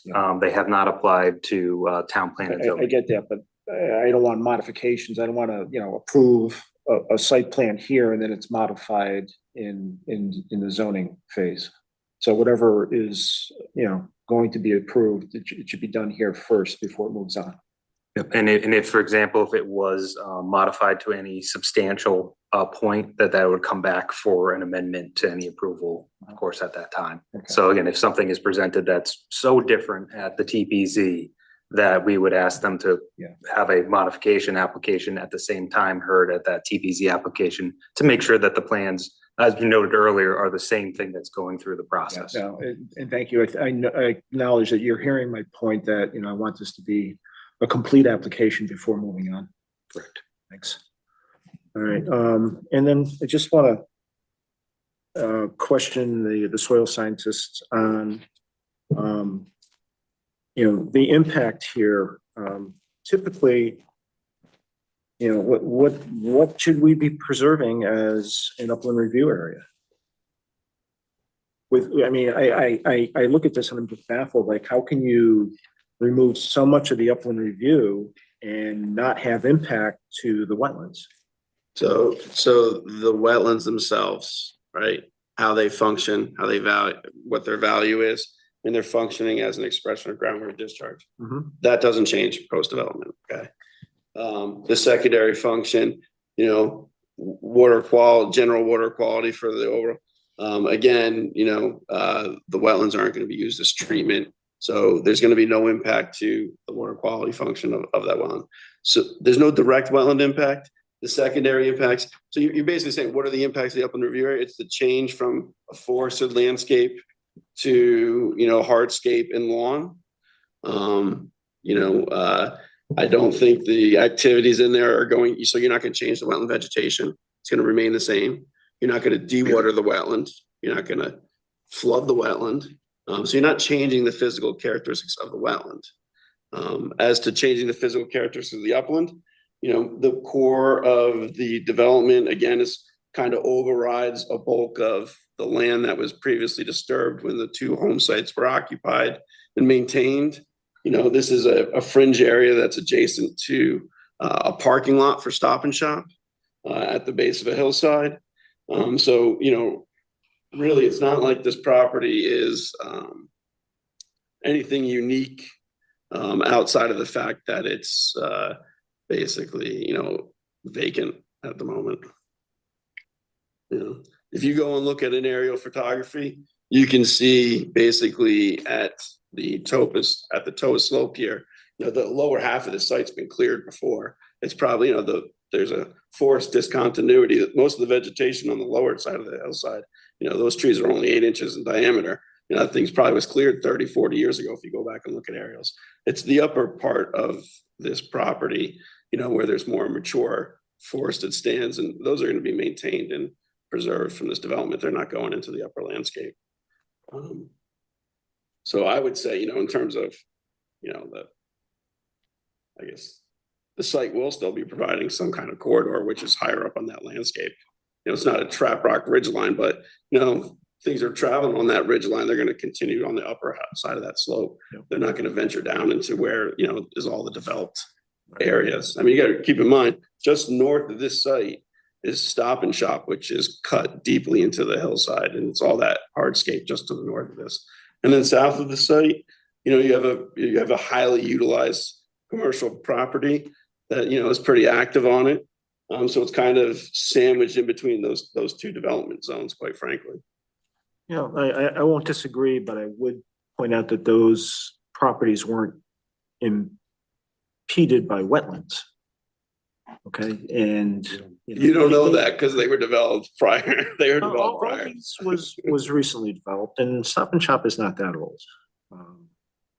But those properties, I'm sure were developed after the Inland Wetlands Acts were ratified. All right, I'm pretty much done. Anybody else? All right, Alan, Andreas, any other questions? I'm good. All right, seeing none, can I get a motion to table this application? Actually, can I I'd like just to ask make a one motion to question? table this Hold application. on. Comment from Just you. as a list to clarify, what is it you would like us to do between now? I know we're gonna talk about George Logan, and do you have a specific information you'd like us to bring back for the next time, just so I'm clear? 'Cause So- I take verbal notes. I know So we're Pat, waiting. from my notes, Hydration, right? we need a copy of the drainage report for each commissioner. Okay, We're looking at a wildlife inventory. That's the George Logan connection. If we can't arrange for George, we'll Well, seek out another. more than an inventory, I want his opinion on the impact. Do you need him to appear? Yeah, we'd like him to. Okay. You're gonna provide us the address of the Berlin property for the commissioners to look at. sure. And we're gonna check on the whether or not the ridgeline zone as a zone issue extends as far south, just to be clear on that point. That's what I've got for notes. I think there was discussion of an overlay of the upland review area on the That's right. development. So I that's. didn't see it in any of the plans unless it's there. No, you're right. And that's something I thought about after the last time I spoke with you, Dan. Just a graphic showing where the upland review overlaps with the development proposal. Because you got the two different sheets that have the information. It's shown on the ENS plan, so I will also show it, and the demolition plan. I will also show it then on the site plan and grading plan. Okay. And I think, You asked me I also also, for the disturbance area within URA. the URA, the size of the URA before and after.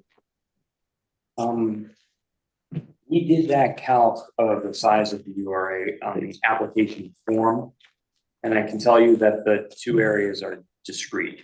So the wetland application form, where we list the wetland area and the upland review area, those are discrete areas. There's no overlap.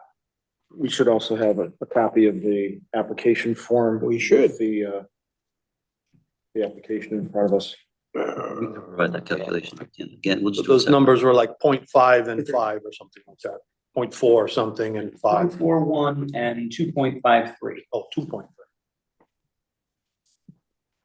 Well, that's why I asked the question. I just want to be clear what we're supposed to No, do, so good question. we don't come back and say, hey, nice to see you again, and we forgot half the things. Yeah.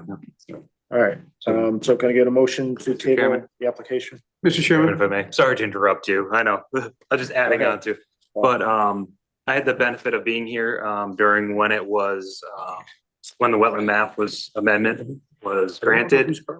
During that time, I actually showed, some pictures of the wetland.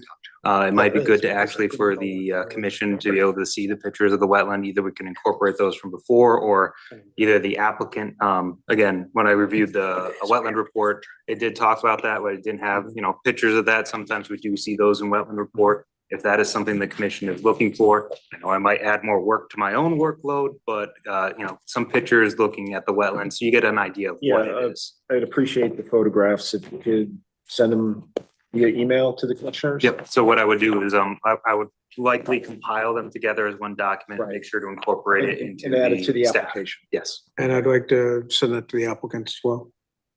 I apologize for not having a copy of the application in the package. That's an oversight on my part.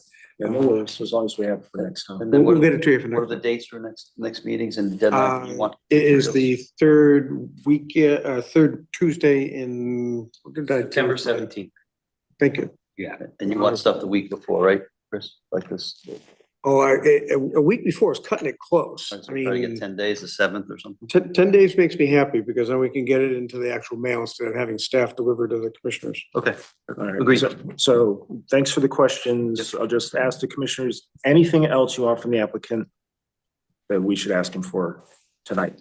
All right, seeing none, can I get a motion to table?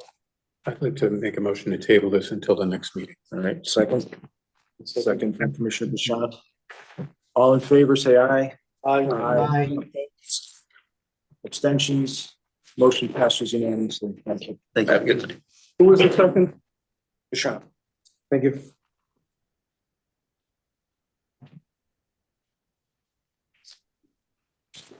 All right, moving on.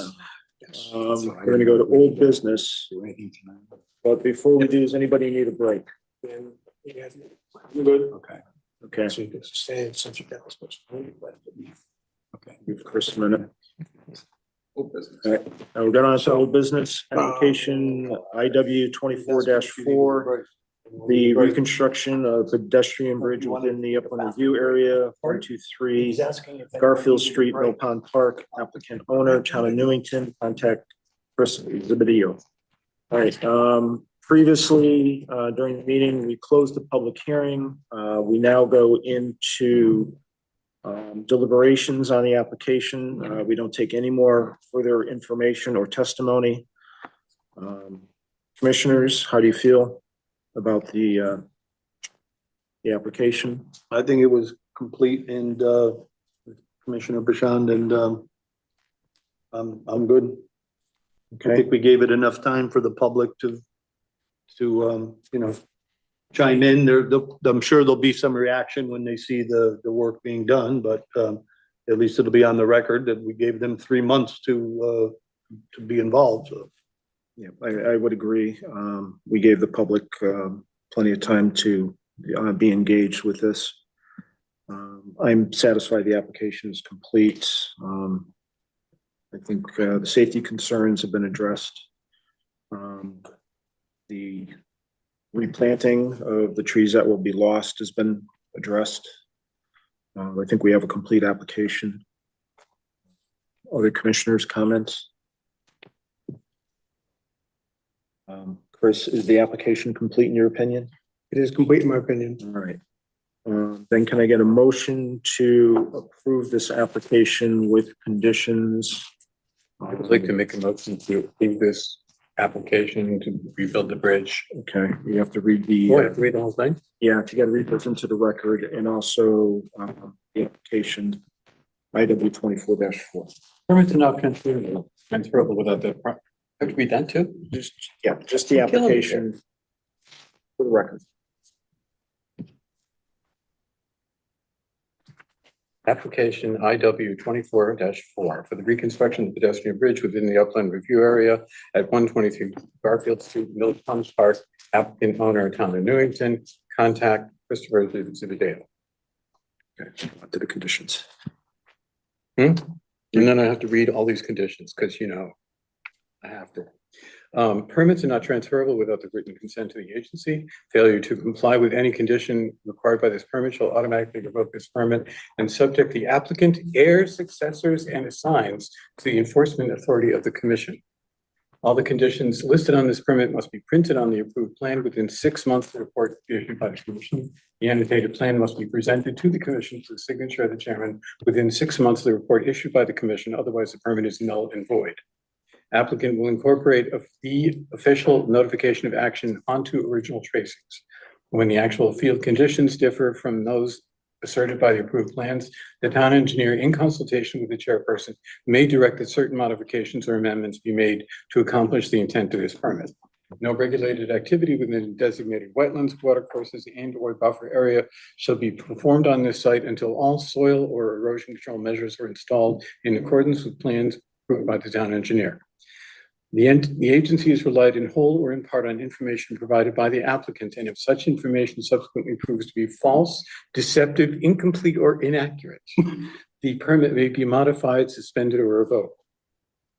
All permits issued by the agency are subject to and do not derogate any present or future rights or powers of the agency or the town of Newington, convey no rights in real estate or material, nor any exclusive privileges, and are further subject to any and all private and public and private rights, and to any federal, state, and municipal laws or regulations pertinent to the subject land or activity. In conducting the authorized activities, the permittee shall implement such management practices consistent with the terms and conditions of the permit as needed to control stormwater discharges and to prevent erosion and sedimentation and to otherwise prevent pollution of wetlands or watercourses. This permit is valid for wetlands only. Additional approvals or permits may be required from other town departments, state or federal agencies. It is a responsibility of the applicant to verify what other approvals, permits may be required for this project. Right. Can I get a second on the motion to approve? I second that motion. No, you read the motion. You cannot second. I'm tired now. I'll second it. Second from Commissioner I Basham. forgot, it was so long ago. All in favor, say aye. Aye. Opposed? Abstentions? One abstention from Commissioner Ellis. Motion passes. Thank you, Chris. Thank you, gentlemen.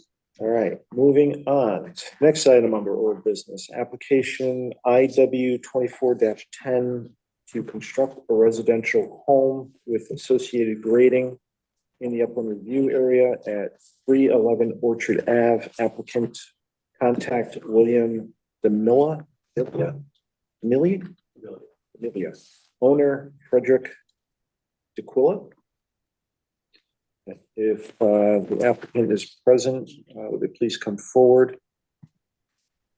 Just state their name and address for the record.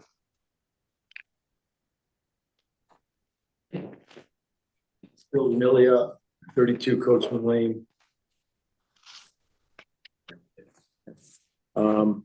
I was not present at the last meeting for the record, so I'm going to lean on the commission to pick this up where you left off. Are there any outstanding items that the commission had asked for, Chris? I do not believe there are any outstanding items. All right, comments from commissioners, questions for the applicant? All right, seeing none. Alan's got his hand raised unless that's left over. All right, Alan, do you have a question? I tried to drop it, but I wasn't able to. Oh, all right. He doesn't really have his hand raised. It's. I'll just say I was satisfied with the application and the presentation and, I have no more further questions. All right, no further discussion for commissioners? All right, Just one point of order, Mr. Chairman. I think what we have not done yet is the need for a public hearing for this application. I Right, think, are you aware of that, or, I'm hearing that, that's next on the list. okay, gotcha. So discussion, commission, any need for a public hearing? Commissioner Bashant? Was the sign out there the entire time? Yeah, for the time I had to be there. The allotted time, yes, it was. Oh, there's only an allotted time. It's not throughout the whole period. Well, hold on, I'm confused. There's no, there's no public hearing. No, Right, no, we're- public hearing, no. Okay, so I don't know what. Yeah, the we- fuck- I'm sorry, I was thinking of zoning. I was thinking of Oh, zoning. that's right. I'm mixed up because. Not for what? Okay, Thank you, Alan. so you all set, John? Yes. All right, then, can I get a motion, that no public hearing is required for this application? I'd like to make a motion that no public hearing is required for this application. Let me get a second, please. I'll second it. Second from Commissioner Bashant. Any further discussion for commissioners? Okay, all in favor? Say aye. Abstentions? I'm going to abstain since I'm unfamiliar with it. Motion passes. All right, so no public hearing is required. Now regarding the application, the approval for the permit. Can I get a motion to approve application IW 24-10? I'll make the motion. I'll second Commissioner it. Bashant, second by Commissioner Wilmette. All in favor? Say aye. Aye. All right. Abstentions? I will abstain. Abstain. Any opposed? Hearing none, the application passes. What are we gonna read the conditions? It's just, Oh, Do I have to read the conditions again? yes. Please you read- serious? Yes. Sorry, thank you, Commissioner Siddall. Historically, did we always do that? I mean, I don't Yes. remember doing that. So, Mr. Chairman, I can't The just give him a secretary copy of this. typically is here and reads them in.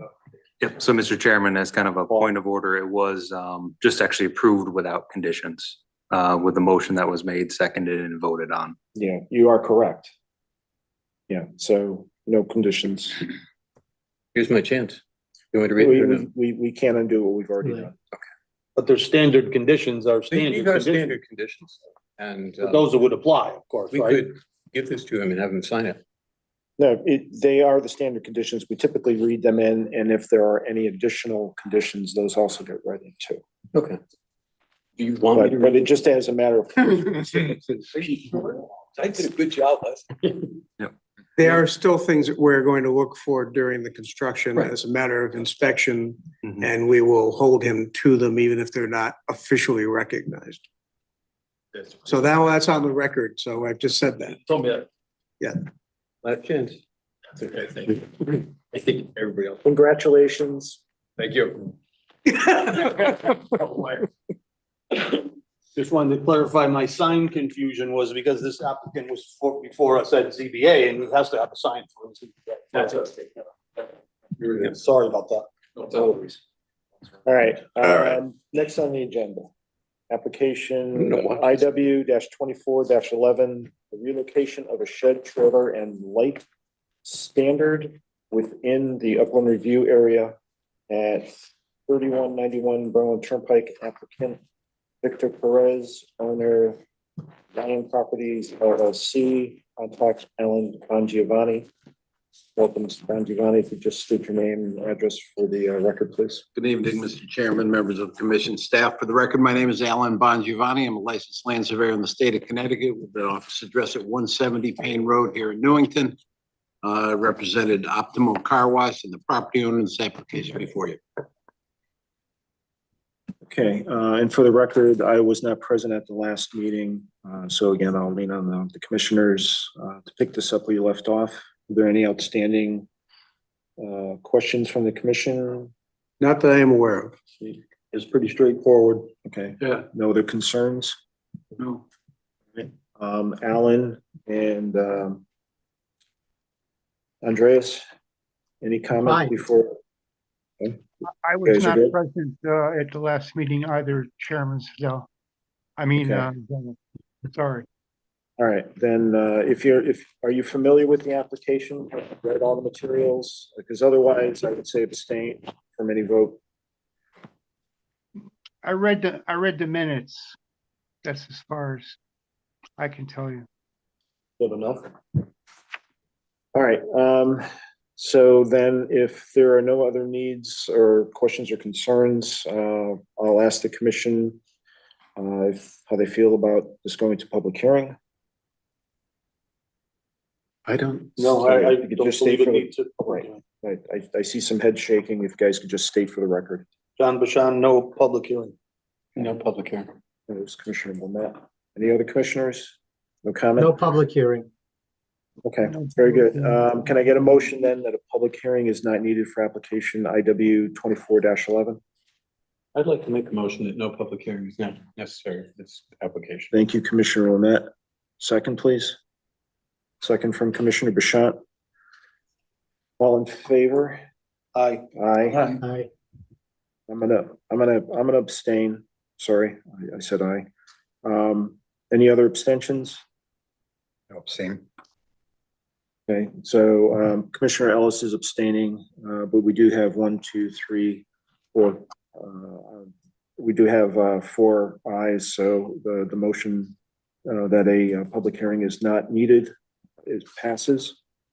Then I'll ask the commission, are they comfortable with voting on this application for approval? Yes. Okay. Yeah.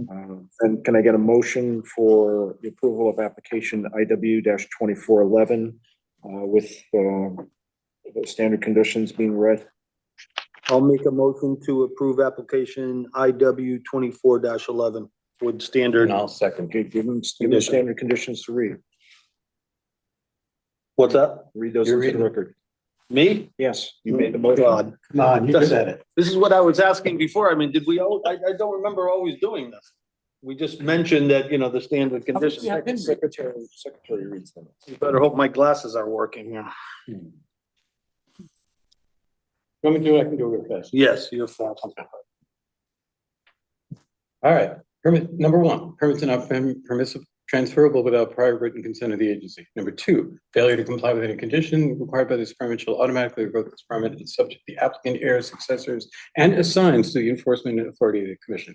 Number 3, all conditions listed on this permit must be printed on the approved plans within 6 months of the report issued by the commission. The annotated plan must be presented to the commission for signature by the chairman within 6 months of the report issued by the commission, otherwise the permit is null and void.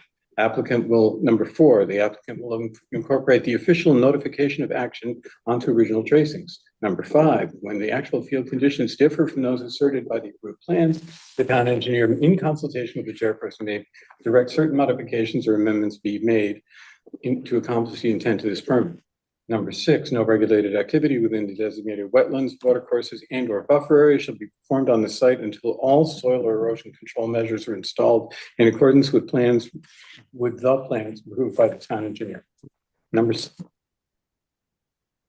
Yes, oh no, I just scratched it. Okay, just curious. The agency has relied in whole and part on information provided by the applicant, and if such information subsequently proves to be false, deceptive, incomplete, or inaccurate, the permit may be modified, suspended, or revoked.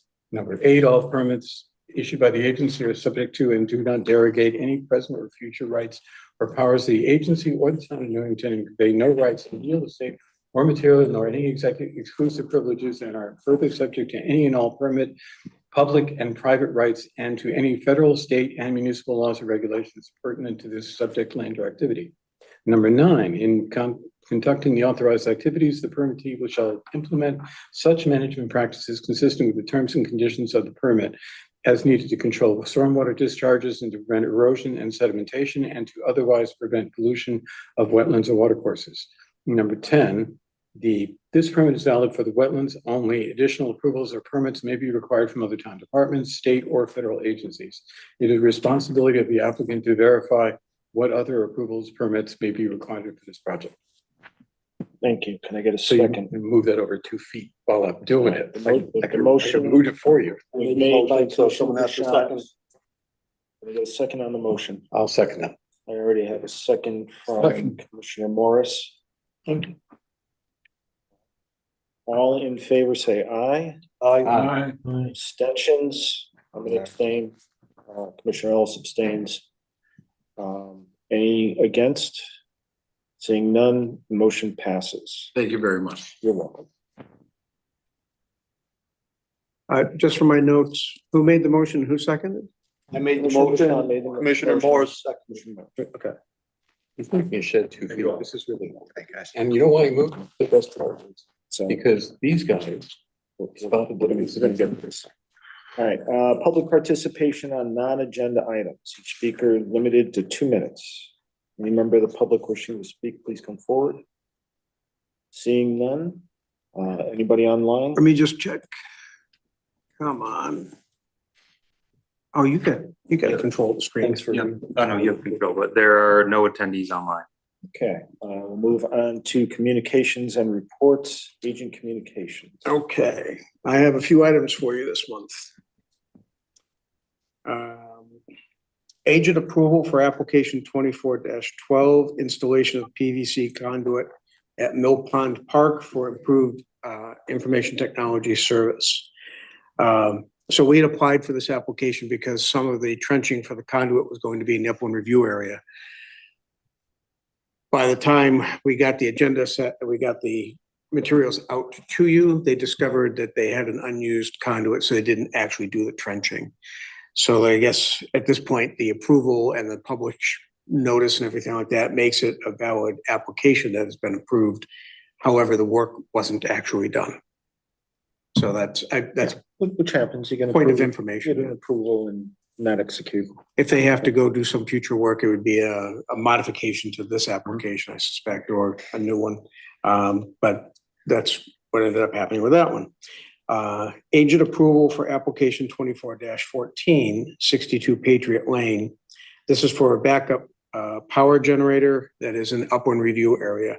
This particular home, the way it's situated, is the upland review area makes it to the front yard from the rear yard. Our zoning requirements requires these generators to be in the side yards or the rear yard. So he can't place it anywhere except in the upland review area. There is no excavation affiliated with the installation of the generator. It sits on a precast pad that sits on grade, and all of the power connections are above grade. So that was a fairly easy one. This is just a private home? It's a private home. Yes, He wants a generator. it's a thing. Okay, no, Eh, I'm just curious. I didn't ask why. Well, I was curious if it was something commercial. I didn't realize we even needed. Well, kind of off topic here, when I was working for Weathersfield after one of the major storms that went through, this would be 15 or so years ago, we had a rash of emergency backup power generators. People just flocked to Generac and bought generators because they lost a lot of food and things during the 4 or 5 days we were out of power. I suspected some similar type of a motivation. But again, I didn't ask the applicant. In fact, I don't believe I even spoke to him, other than to say we need to do this. So those are the agent approvals for this month. Other items for discussion. It happens that we have 2 gentlemen here from Woodwinds Condos. But we have an odd situation. This condominium is off of Fen Road, where the streets themselves are public and we plow them. But the extended streets and or driveways to the individual units are private and we do not plow them. So the homeowners association is responsible for removing that snow off of those extended driveways. Their snow removal contractor has asked for permission to leave a skid steer on one of these private lands to do this with because of the costs of mobilizing and demobilizing for every storm. In the past, they had a pallet of salt. We've discussed this. They're not going to store salt on site. They'll bring that with them if they have to salt anything. So the only thing that they're asking for our consent to do is to be able to leave the skid steer on private property that is in upland review area. The interesting part about the upland review area is it does not show as upland review on our town wetland mapping. but it shows us upland review on the mapping that was done when the development was made. So we're looking at it from the perspective that that soil scientist was more accurate than our map, sort of like we had earlier this evening. And that's why the request to be able to leave skid steer on this property that is adjacent to the driveway, uphill, up gradient from where the wetlands actually are. If you want to have them do an application, we can do that, or we can just accept this as a temporary situation from roughly November through April. Is this on a paved surface or on an unpaved surface? Will it be on the driveway itself or on the grass next to it? It would be on grass. Okay. Now, if I remember correctly from the one time I made the trip up there, the occupied part of the property is kind of higher than the wetlands. The wetlands are down towards the I-9, Route 9 area. Is that? That's correct. Yeah. So typically when we review applications, they're for soil disturbances. Correct. People park vehicles all the time in the upland review area. Correct. Doesn't seem like it's even a. Yeah, I don't see an issue here. I'm I kind would of just new ask- at this, so I wanted to run it Yeah, by you. no, you know what? I would ask you just to do a site visit. Use your best judgment with this one. I know there's plenty of, vehicles, like I said. We could talk about fuels or Yeah, fluids I mean, leaking and stuff, right. but, We can go on. that could go on with anybody. Right, we could dive into it, but I think, if we just leave it up to Chris, Okay. this seems like an agent approval. I have, I may, Go ahead, please. Steve. I've had to park my car in my front lawn and gotten letters from the town. I don't know who those are from. I don't recall now. Come see me during the workday and we'll figure that out. Well, no, the point is that would he receive letters from that same Right. official? I would think that from what I've seen of the property, it would take an effort on our staff to go and find this on our own. I personally have only been up there once, and it was because I took a wrong turn. I was looking for one of the other neighborhoods up there past Anna Reynolds, and I turned in there. One of those, oh, well, crap, I turned in, I might as well go see what's up here. And so that's the extent of my personal experience with this. So somebody'd have to complain, basically. Somebody have to. I would think so. I can't imagine, like I said, we don't have the resources to go look for this. So if they hadn't come forward with the request or some previous history with Eric, we wouldn't know. And do you guys, expect any, negative comments from your other residents, if you park this up there? We're 154 units and might be. Sorry. Go ahead. Yeah, 154 units, there might be one unit where we park about this equipment, about cars from their unit. I mean, that's the only one, all of it's common ground, as you know, in common. Yeah. These people feel that this property is their own property. Right, so I mean, this is up to the homeowners, it becomes a homeowners association problem, and as long as there's no violation of our regulations or zoning's regulations. I'll take a dedicated trip up there sometime this week or next, just to put eyes on the specific location. And then we'll report back to you on that. Yeah, we'll make it easy, but do our due diligence at the same time. Okay. Okay. And then thank you, gentlemen. You too. And I've got one final item of discussion for agent communications. Carr Avenue MDC pump station. I don't know if you folks are familiar with this area. You don't see much of it from the street. It's kind of overgrown. Well, it was until we cleared it. So last winter, I think it was February, an MDC representative came to myself and Rob Hillman to point out to us that we had an erosion problem with our storm drainage that was undermining their pump station. In the past, an attempt had been made to stabilize the riprap around the pump station by pouring concrete on it, and even that has been undercut, as has been our storm drainage system. So what's going on is we get a flow through there that is strong enough to be able to back water and erode around the pipes. And primarily this is because it's an odd confluence of, the aerial is really kind of poor as far as that's concerned. Three steep hills there, Right. Lucille, John, Nicholson. And the water comes Pouring through down. there fairly substantially. I can attest to having seen the result of. But the channel is fairly narrow and it ultimately goes out to the railroad where it outlets underneath the railroad a little bit north of the white roof there, under the railroad and into that reach of, I think that's Rock Hole, or it might not be Webster Rock Brook. Hole there. Well, Webster Brook at that area. Yeah, that's right. Webster and Rock Hole meet further south. So, The outlet right there. no, it's north of there. That's, That looks like it. that's. It's right well, below that pump little station's building right there, here. yeah, right there. Oh, no, you were right. That's the one. Yep. Yep. Okay, so what's going on there is we have a pipe comes in that drains the north side of that area and a pipe that comes in that drains the south side of that area. And they both come in on either side of the pump station. One of them by itself is more or less okay. The flared end has fallen off of it because the erosion has come back about 5 feet. The north side of this, the pipe ends about 12 feet shy of the end of the pump station. And so that's undercutting that concrete covered riprap area and beginning to work its way back past the mouth of the pipe. There's no head walls on either of these.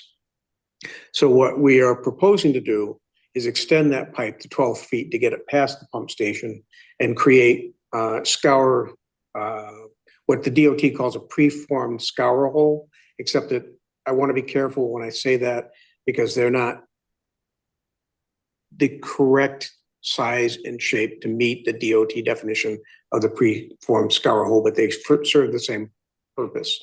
The reason that they're not that technical definition is I did not want to open up the channel to the width that I would be needing to meet that requirement, just to be able to meet that requirement, because it requires much more excavation, et cetera. So by extending that one pipe 12 feet and then creating these plunge pools, we believe that this will still the water enough in all but the worst storms so that we can prevent any further erosion. We will have to treat the sides of that channel in the immediate area of the scour holes with riprap, sort of like what's there now. Although if that was riprap placed there, it was done a while ago and it has shown its age. Now, the issue comes down to this. We look at it as a maintenance activity. And to qualify for maintenance activity under the regulations, we have to be able to document that it existed prior to, I believe it's 1972. I can't do that. I can show you a plan that shows that we did a renovation of this system in 1975 or 6. So the stretch of the imagination here is that if we were doing a renovation on something in 76, it probably existed prior to 72 when the Clean Water Act was initially passed. So what I'm bringing to your attention for your consideration is, do you want us to do an application for work in the water course, or can we accept this as a maintenance activity? What's, may I ask one Go question? ahead, Commissioner. What size is the pipe? 18, They're 24? both 30 inch. 30 inch, okay. Yes.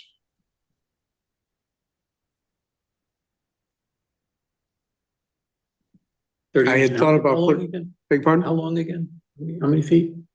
How long? 30 inches? We're gonna extend one 30-inch pipe 12 feet, and the other one, we're going to remove the fallen flared end and create the plunge pools.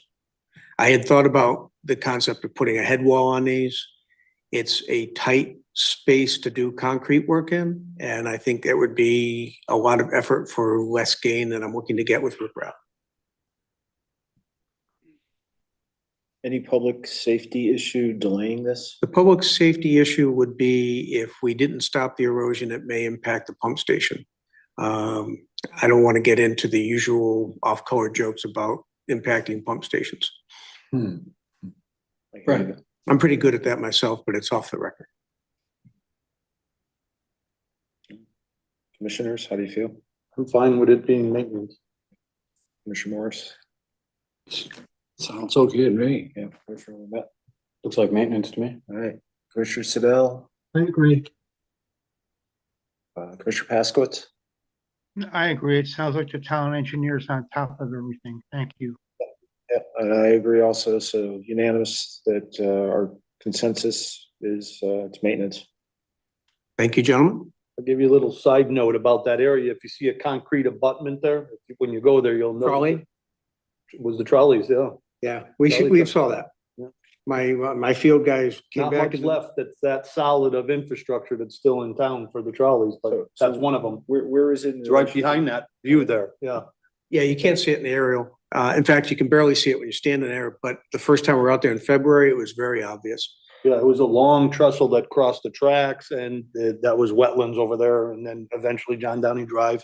And I think it went up Belden Street and then into New Britain. Pretty cool. Yeah. Yeah, my field guys came in the other day and they're like, hey, you know, there used to be a trolley in there. Mhm. Yeah, thanks, guys. There's some speculation that that Carr Avenue is named after trolley cars because supposedly they used to come, stop, let the people out, and that's how they sold lots on those in that neighborhood there. I don't know if there's any truth to that, but It's a good story if it's not. that was my old stomping.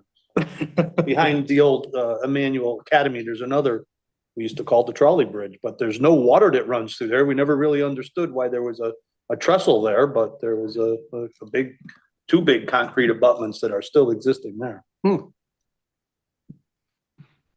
that's it for me. All right. We'll move on to town council liaisons communications.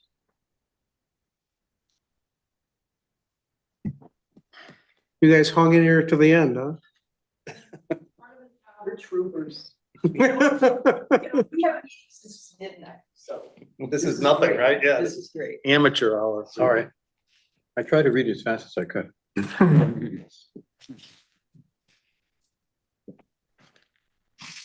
So Kim Rada, Deputy Mayor, Gail Badraco, Counselor.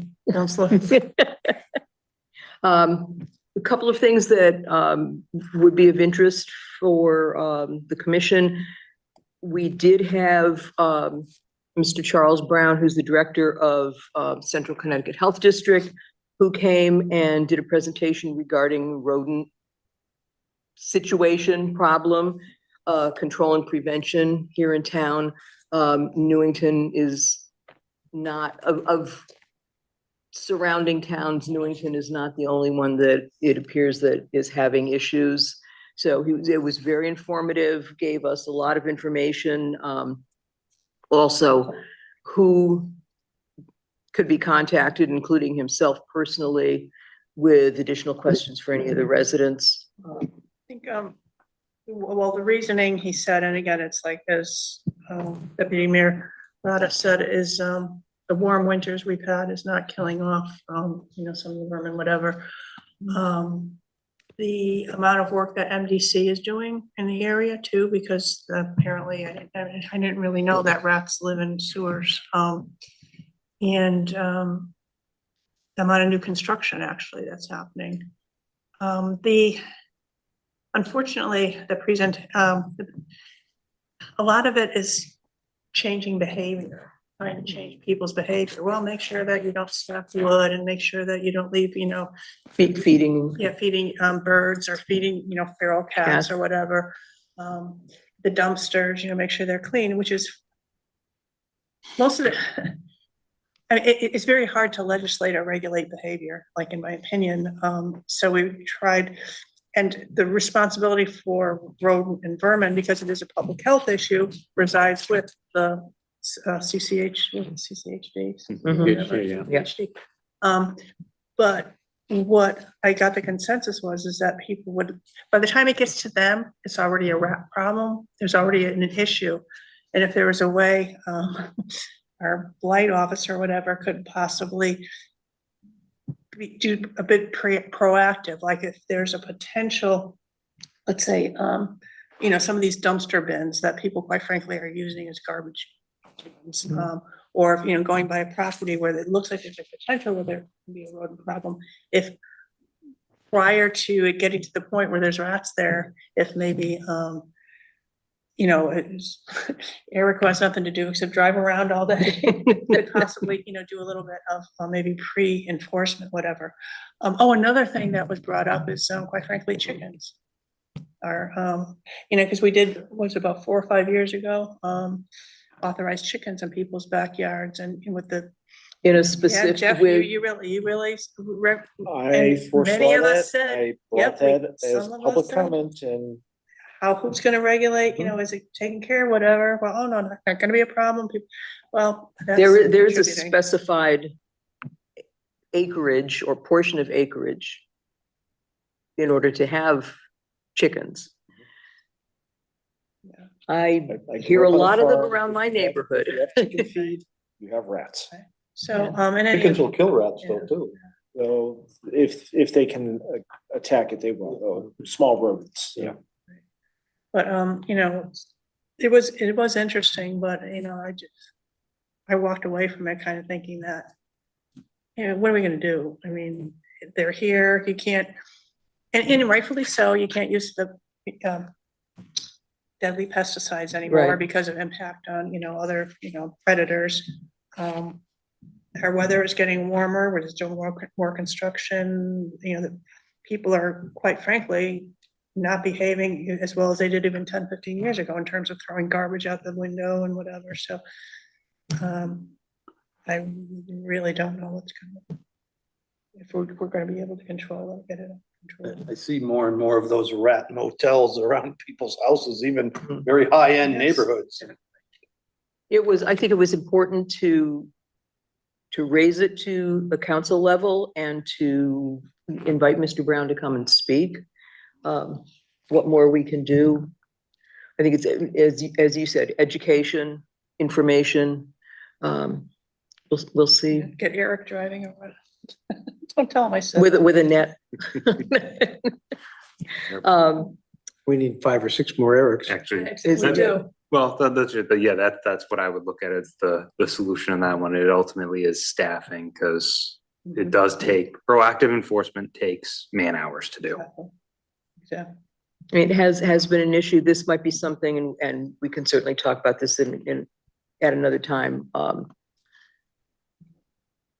Publishing something in the reminder or somewhere where that has a broader reach so that people are aware. I mean, I work in Hartford, so I see them all the time in the places that I go, and I don't even want to tell you where some of those are. But, you know, it is disconcerting when people see these, and, you know, there are things that can't be done. But again, like you said, it's changing habits. Right. Another issue. Excuse me, Kim, is there like a reporting, you know, you see a rat, you know, what do you do?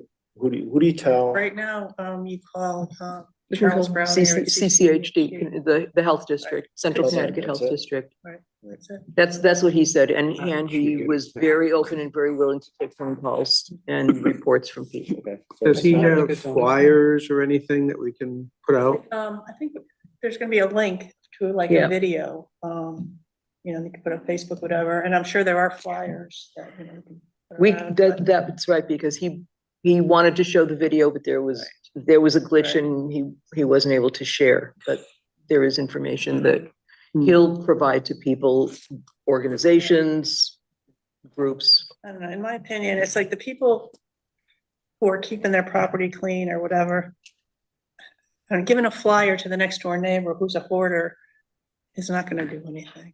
It's just not, you gotta, there has to be consequences to bad behavior, not just, you know, just, you know, flyer or two. Well, the Back- flyers are aimed towards the education effort. Yeah, It's kind of like the stuff I have to buy and distribute for the MS4 program. So we get back into the DEP's good graces on that. And I'm, you know, the library is very happy to take these things from me and put them on the table at the front door. Right, exactly. But I still like, again, I just think that unless you have a consequence for bad behavior, it's just. gonna continue.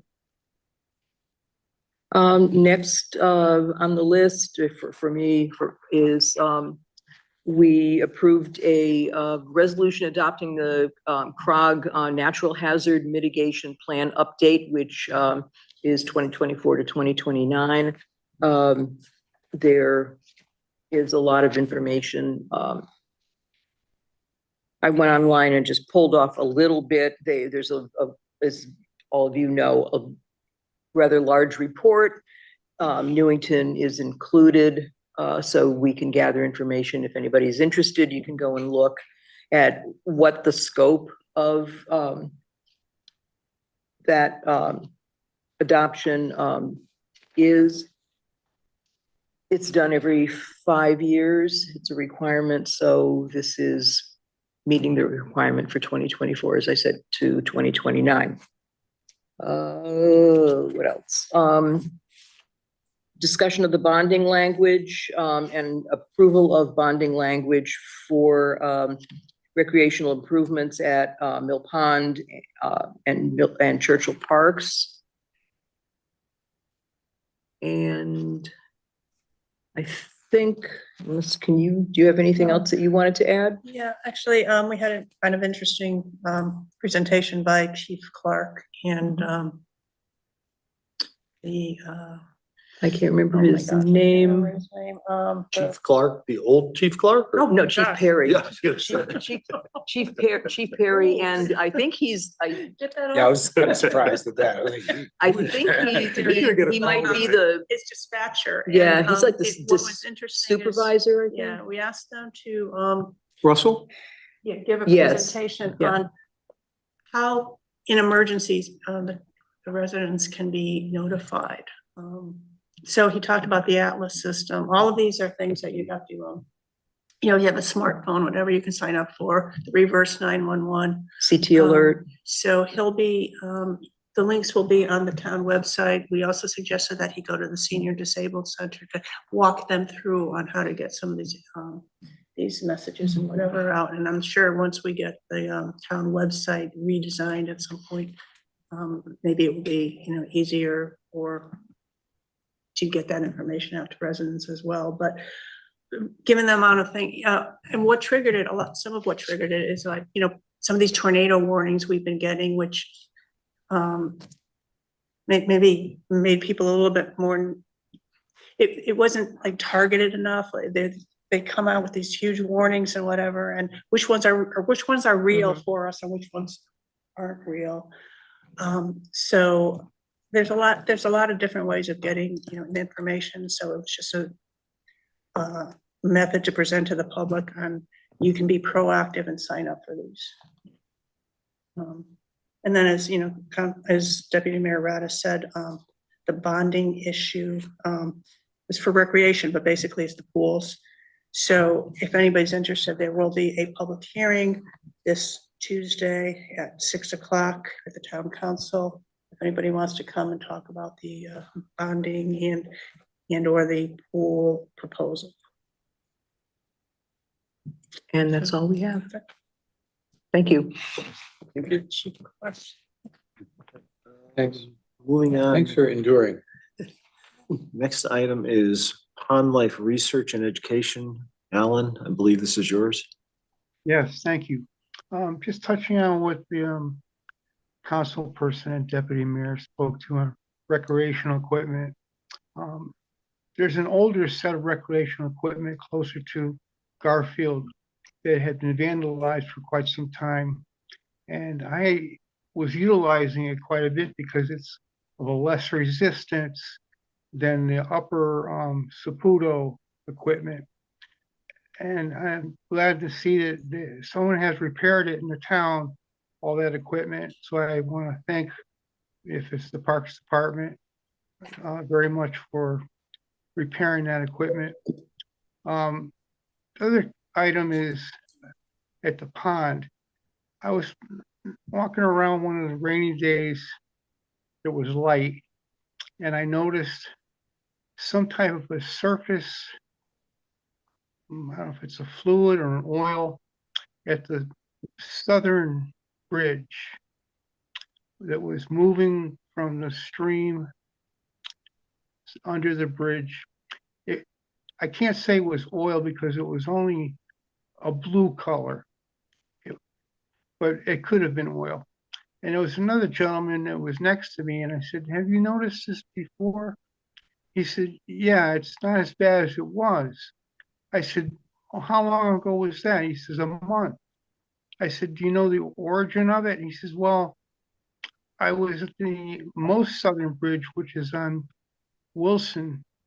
And he said it was quite excessive a month ago. So I'd like to report that to the Parks Department somehow through us, that there's been a type of, I don't know if it's a fluid, but it's something on the surface that's not, it should not be there, whatever it is, it's Yeah. being emitted somewhere. The other point is at the same area, the Southern Bridge, at the stream, I noticed a number of bobbers and monofilament line hanging from low vegetation going down into the water. And as most people know, as a fisherman, line should not be in the water because be it fish or other wildlife could get strangled in there and die.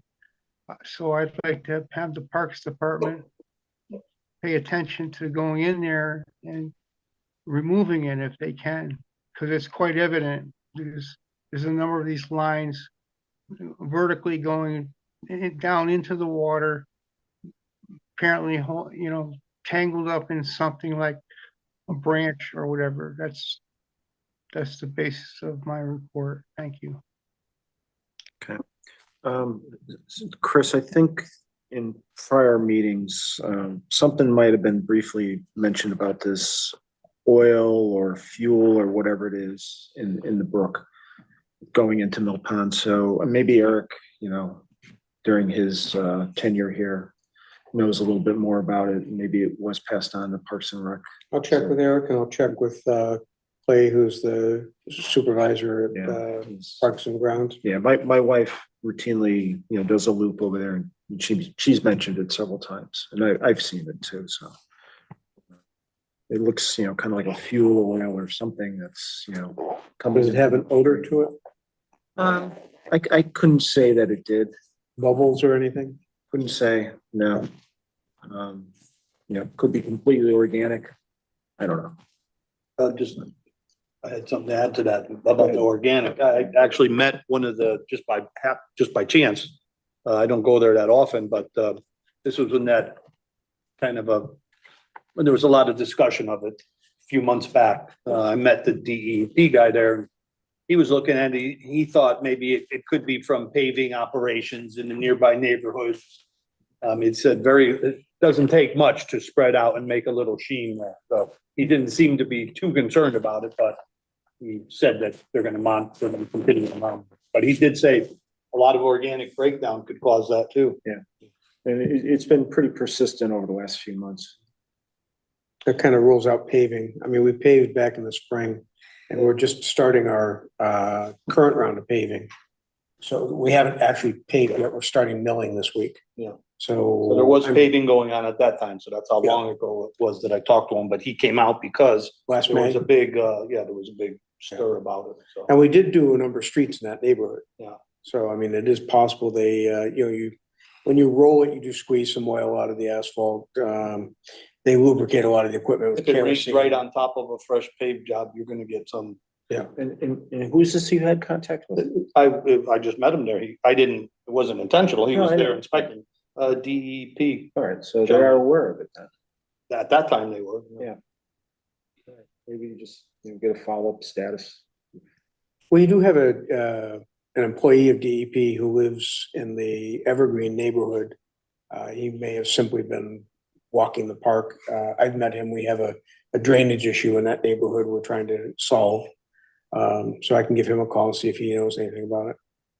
I think I have his phone number because he was a regular visitor for a while. Thank you. Thank you, Alan. You're All right, welcome. so before we adjourn, I just want to go back to reading the conditions into the record. I know that's been kind of our standard practice of doing that, but I guess I just want to revisit the question, why do we do it? Maybe it's a question for the town attorney. You know, why do we have that practice of reading those conditions in? Because I know that the conditions can have some special conditions.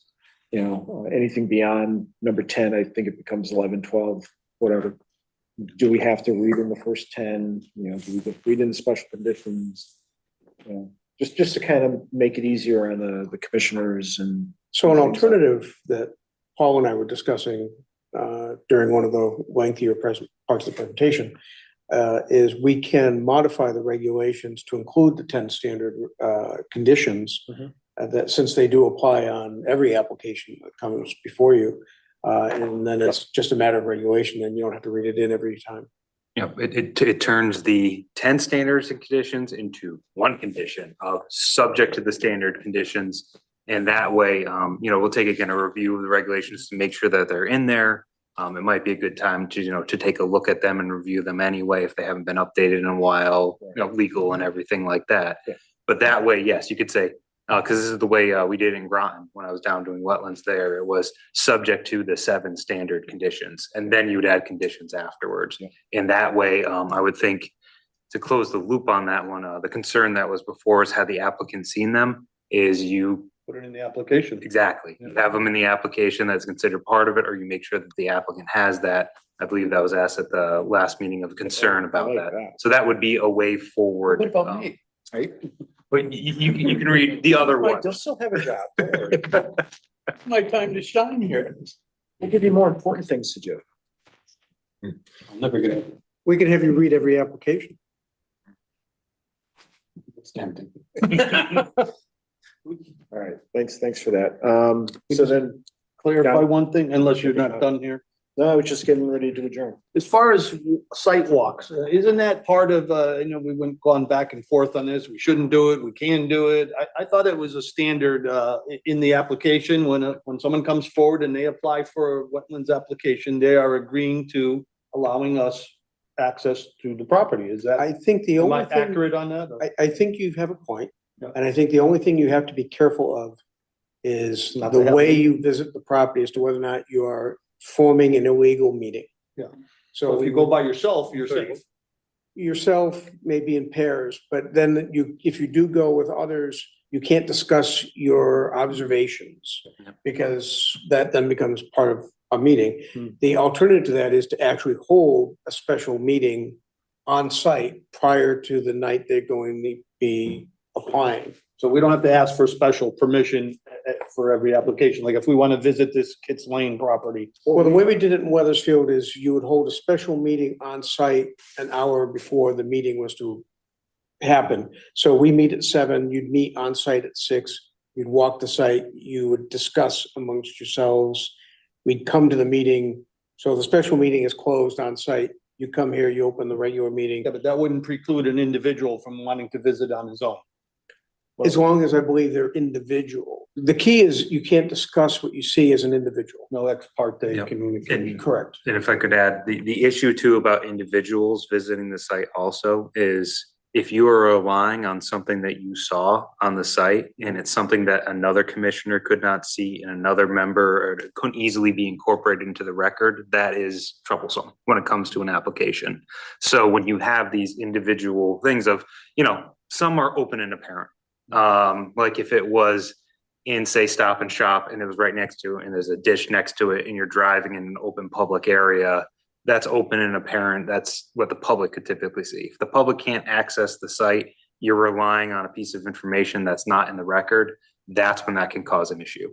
When it comes to an application of saying, okay, why did they say that about the wetland? Well, I went there and I saw it. It wasn't really disclosed. It is typically, if you are going to the site, it is recommended to do it as a noticed meeting.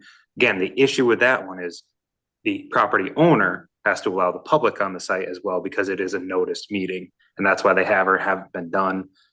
Typically what I've done in the past is just well documenting the site, asking the applicant to fly a drone over it. Now they're everywhere. We had the benefit of when 96 to 100 Payne Road, the mill yard came in for their for partial site plan acceptance. They had beautiful drone footage of that. 3 pictures showed the TPZ everything they needed to see, and more so even as much as you would do on site. So I think it might be the combination of a site visit, if you're doing it as a site visit, is not a bad idea. You can get the meat of the project on that one, but it is recommended to do it as a noticed meeting or ask the applicant to really document everything and show you what the site looks like. I don't know if a drone would work on this problem. No, this would get a little tangled up on this one, but Say that. I think, yeah, just that documentation on that is a good idea. But it's that difference between open and apparent. You're driving by, anyone can drive by. That's pretty easy. If it's deep into the woods, then, you know, you have to disclose all the information that you based your decision on. I'm okay with sending you in. Just, you know. Yeah. Staff can go in there though. Establish for record here that we're not talking about any particular application at this Correct. time. We're talking in general terms. Right. Yeah, In just general terms, could, for instance, if we had a 44 site development that was pretty considerable, could we ask for an on-site visit? We could, absolutely. Yeah, that's what I was asking. I'm at 45. Read the regulations. I'll take on a go. There are some sites that are a little more difficult to traverse. You know, we can read the application, we can, you know, conditions might be mentioned right there, right? That we reserve the right to do a site visit. I need to reread the regs again myself, so. Funny, this came up after the Church Street application. I remember we had discussion with Mr. Hinckley about this. They would change the rules, not maybe on Culver Street, that onesie, twosie going in on the property. Some people seeing things that other people didn't, and some people thought were pretty obvious. So, I would talk to Eric about it, but the rules were going to change after those applications. I don't know what happened after that, but I think there's new information on how to conduct the sidewalks. I just bring that up because we had discussed that after those two applications, particularly after Church Street, tightening things up, having the applicant present, not everybody going onesie to the property, you know, having a meeting, applicants present, maybe not take minutes, but with the owner there to answer questions, and everybody who's on the same playing field, you know, level field. So I just bring that up because that was discussed with Eric after the Church Street application. Thank you. Thank you, Commissioner Siddell. And was there a site walk done for that app? It was, but it was that onesie going, everybody went on their own time, and there was a dispute. I won't get into it between what I saw and what their experts saw, and it just left a bad taste in my mouth as far as, you know, what was in game, out of game. It was, and that I think arose out of that application, and that they were going to, with the state involved, what was in bounds, out of bounds, to avoid those type of situations. And it was discussed, but it never went anywhere. So we haven't had a site walk since. That's why, I guess why that's sort of died, but I'm sensitive to that conversation. All right. And I reached out to Chris earlier today regarding Kakiwick. Their annual meeting is going to be in November, and Chris is going to look into getting our membership renewed. Apparently our membership has lapsed. We haven't been a member in good standing, so we're going to see what we can do about that. And hopefully we can get their membership squared away, and we can get a couple commissioners to attend this year. It's always a good event. All the wetland commissions from around the state get together annually, discuss. They have experts come in, provide education, soil science, environmental issues. They have legal counsels come in and speak about current case law. So it's a really great seminar. So hopefully we can get a couple of you guys to attend. All right. Can I get a motion to adjourn? So move. Motion from Commissioner Ellis, second from Commissioner Wilmette. All in favor, say aye. Aye. Abstentions? Opposed? Passes unanimously. Have a great night. So